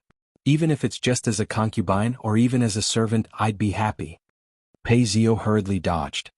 "Missy, don't belittle yourself. I don't have that fortune. The crown prince is a dragon among men, and it's best for you to follow him." "Brother Zio, don't you have any feelings for me at all?" Yi Qianying asked, unwilling to give up. When Pei Zio raised his head, he saw the bruises on her neck, and he couldn't help but feel annoyed. "Missy, I've only ever been friends with you. If I've caused you any misunderstandings in the past, I'd like to apologize."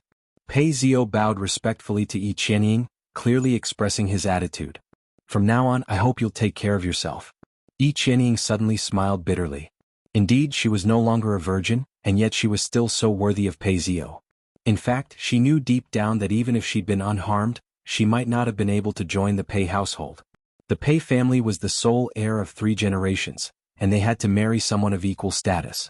What right did an abandoned daughter of a small family like her have to dream about it? All this time, it had only been her wishful thinking. When had Pei Zio ever given her an explicit promise? Ha ha ha ha. Yi Qianying suddenly laughed, her expression rather strange. The Empress was now certain of her previous judgment, and her disdain for Yi Qianying deepened. Just the thought that this girl would become her first daughter-in-law made her heart clench. However, for the sake of Li Qianxiao's position as crown prince, she held her tongue. So what if Yi Qianying became the crown prince's consort? The Empress could still depose her, and she had 100 ways to make Yi Qianying lose her position as crown prince. Just as everyone was shocked by Yi Qianying's strange behavior, she put away her strange smile and put on a calm one. Smiling, Yi Qianying walked over to Li Xiu and the Empress, slowly kneeling on the ground. "Qianying thanks your Majesty and your Highness for your kindness. I know that my status is low, and my appearance and cultivation are not worthy of the crown prince, so I'm willing to be your consort. I hope that your Majesty and your Highness will grant me this wish." Both the Empress and the Emperor were taken aback. No matter how they looked at it, the crown prince was in the wrong. Although Yi Qianying's status wasn't high enough, the fact that she'd lost her chastity to the crown prince gave her an absolute advantage in public opinion. Moreover, she had the backing of the Yun family. The head of the Yun family, Yun Lan, was a cautious and courteous man. He was respectful to those above him and courteous to those below him. As a result, the Yun family enjoyed a good reputation in the capital, and even in the entire Li kingdom. However, Yun Lan was someone who cared about face the most. If he were to be displeased, it would definitely cause a huge uproar. The Empress had also considered this point, which was why she'd immediately offered the position of crown prince's consort. She hadn't expected that Yi Qianying would voluntarily ask to be a consort. It seemed that this child could still be manipulated. The Empress' fake smile finally contained a trace of sincerity.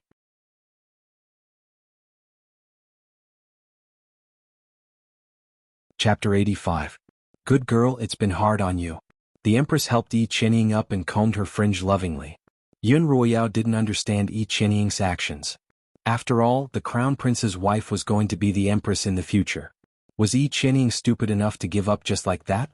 She was anxious, but she couldn't stop her. Instead, Yun Ruoyan looked deeply at Yi Qianying. "Your sister isn't simple at all." Li Mo whispered into Yun Ruoyan's ear. "But with me around, you don't have to worry about anything." Just like that, the triennial flower viewing party came to an end. Yi Qianying didn't return to the Yi Manor. Instead, she followed Yun Ruoyao and Yun Ruoyan back to the Yun Manor. When Yun Lan learned of this matter, he felt that it was a disgrace to the family, but fortunately, the crown prince was willing to take responsibility for it. The Yun matriarch looked at Yi Qianying with a complicated gaze for a long time before slowly closing her old eyes. She didn't say anything. Only Madame was the happiest. She gave Yi Qianying a pair of gold-folded cat's eye earrings that she had treasured for many years.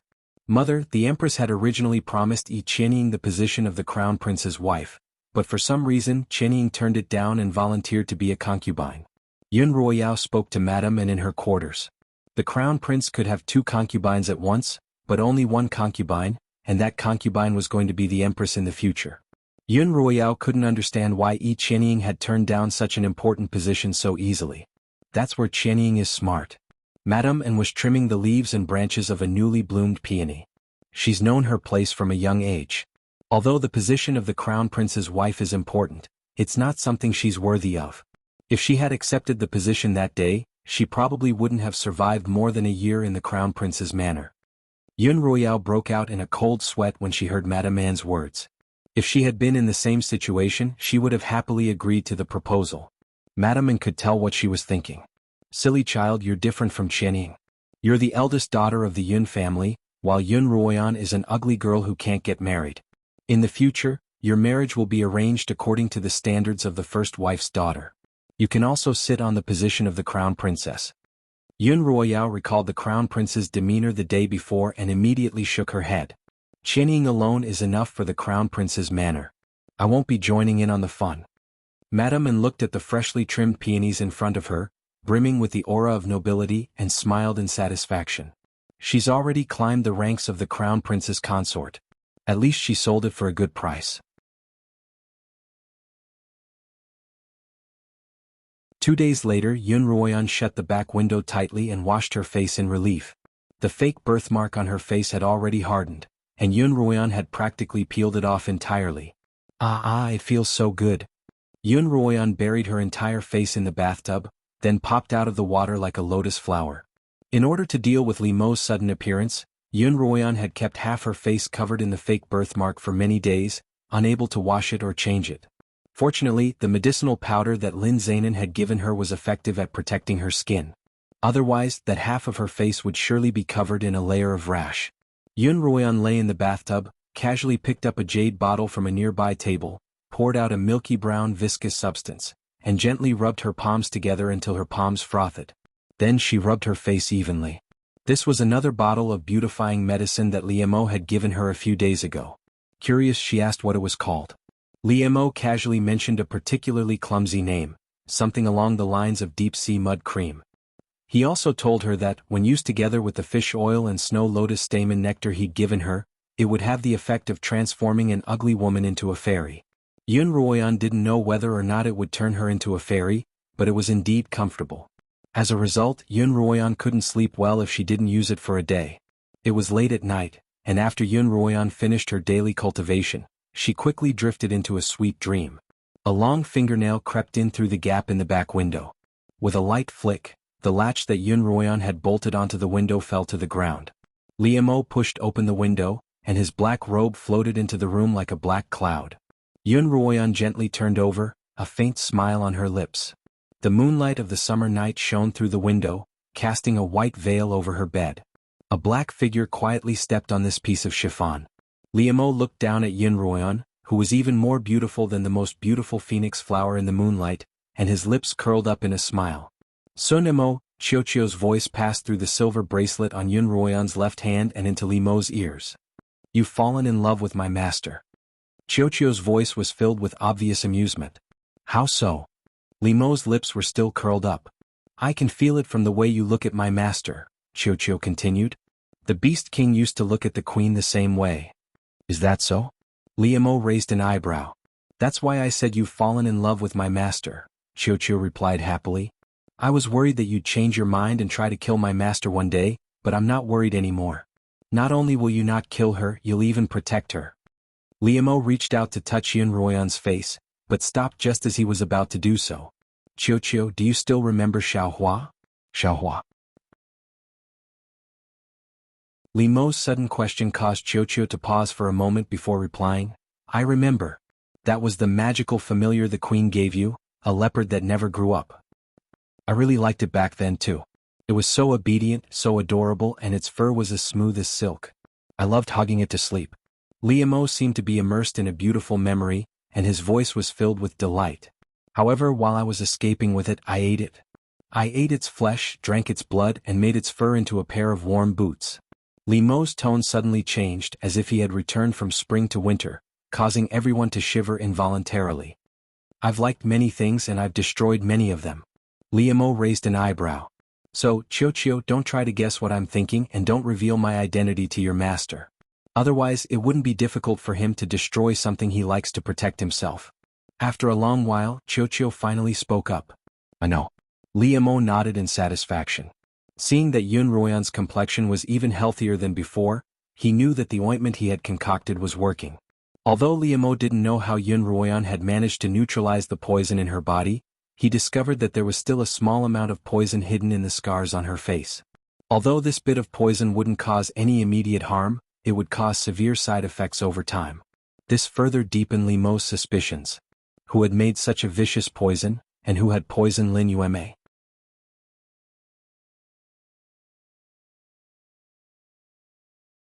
Chapter 86.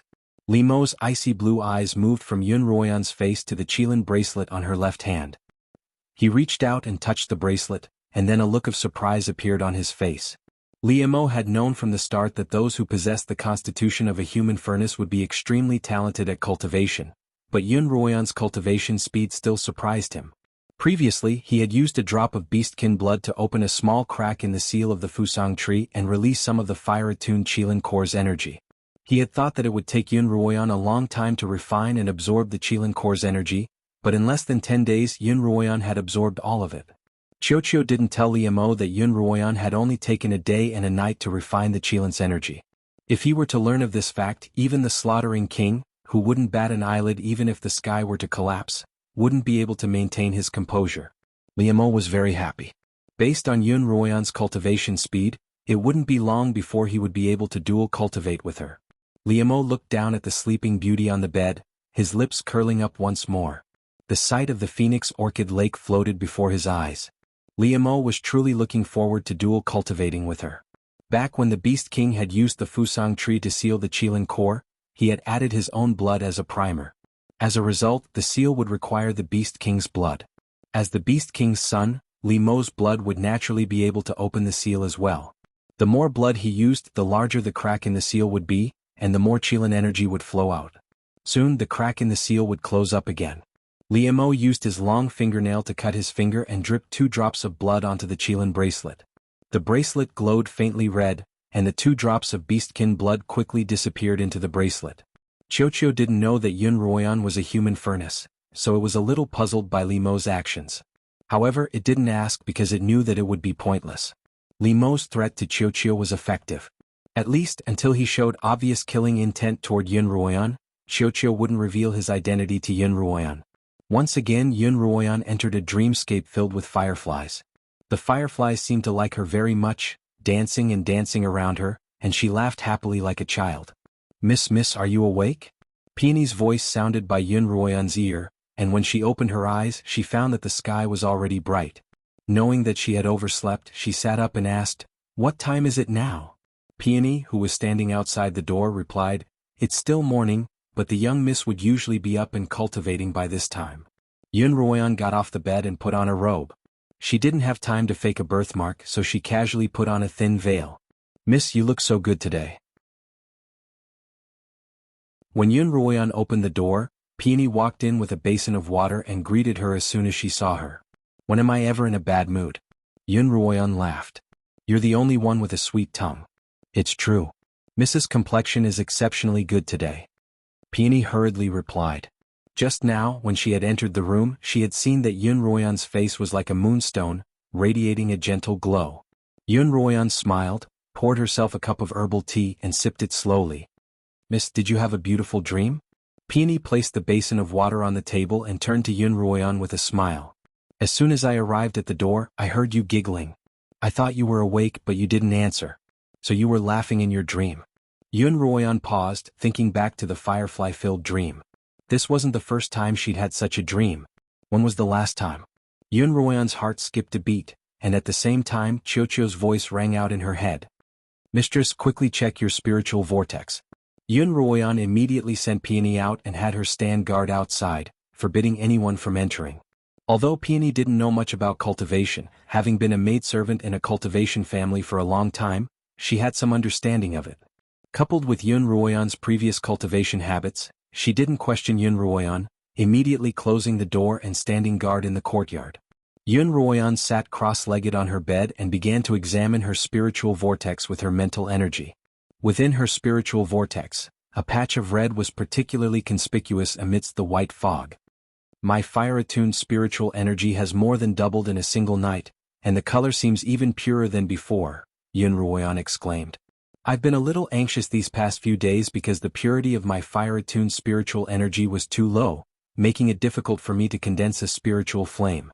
Who would have thought that such a transformation would occur in a single night? It's amazing. Afraid that Xuanhuan would grow suspicious, Xiao hurriedly explained, sometimes cultivation is like this. You might think you're stagnant, but you're actually preparing for a breakthrough. As long as you work hard enough, even you'll be surprised by your final breakthrough. Xuanhuan very much agreed with Xiao's words. During this period of time, she had spent almost all of her time condensing fire-attuned spiritual energy. She wanted to become a pill master as soon as possible so that she could share Lin Zainan's burdens and contribute to the Lin family. Mistress, you can try condensing a spiritual flame again now, Xiao said. Xuanhuan nodded and sat up straight, her palms facing each other. Not long after, the red mist flowed from her dantian spiritual sea through her meridians to her palms, and then out of her body through her palms. The last time she had condensed a spiritual flame in the Lin Manor, the entire process had taken a full 2 hours. This time, however, it took less than 15 minutes. The pure fire-attuned spiritual energy spun rapidly between Xuanhuan's palms, forming a small whirlwind. Then an orange flame burst forth from the center of the whirlwind. Looking at the little flame, Xuanhuan cried out in excitement. I finally condensed a spiritual flame, I finally succeeded. At this moment, the person she wanted to share her joy with the most was her grandfather, Lin Zainan. When Xuanhuan rushed to the Lin Manor, she saw 2 mutated flaming horses tied to the entrance. These so-called mutated horses were the offspring of a magical beast and a normal horse. They could travel thousands of kilometers in a single day, and were extremely valuable. There were only a handful of people in the capital who could own a mutated flaming horse. The servant at the entrance told Xuanhuan that 2 people had been coming to the Lin Manor at this time every day, but he wasn't sure what they were here for. As Xuanhuan entered the courtyard, she bumped into Uncle Lin, who told her that Lin Zainan was meeting with guests in the main hall, and that she should go and play with the Lin sisters. Although Xuanhuan was curious, she wasn't a member of the Lin family, and it wasn't appropriate for her to disturb Lin Zainan when he was meeting with guests. Just as she was about to head to the backyard to look for the Lin sisters, a man's angry voice rang out from the main hall. Master Lin, we've come all the way from the Yu Kingdom. Are you going to give us no face? Xuanhuan couldn't help but stop in her tracks. She pricked up her ears as she heard Lin Zainan's cold voice. The sale of spiritual pills has always been voluntary. Do you think the Wang family is going to use force?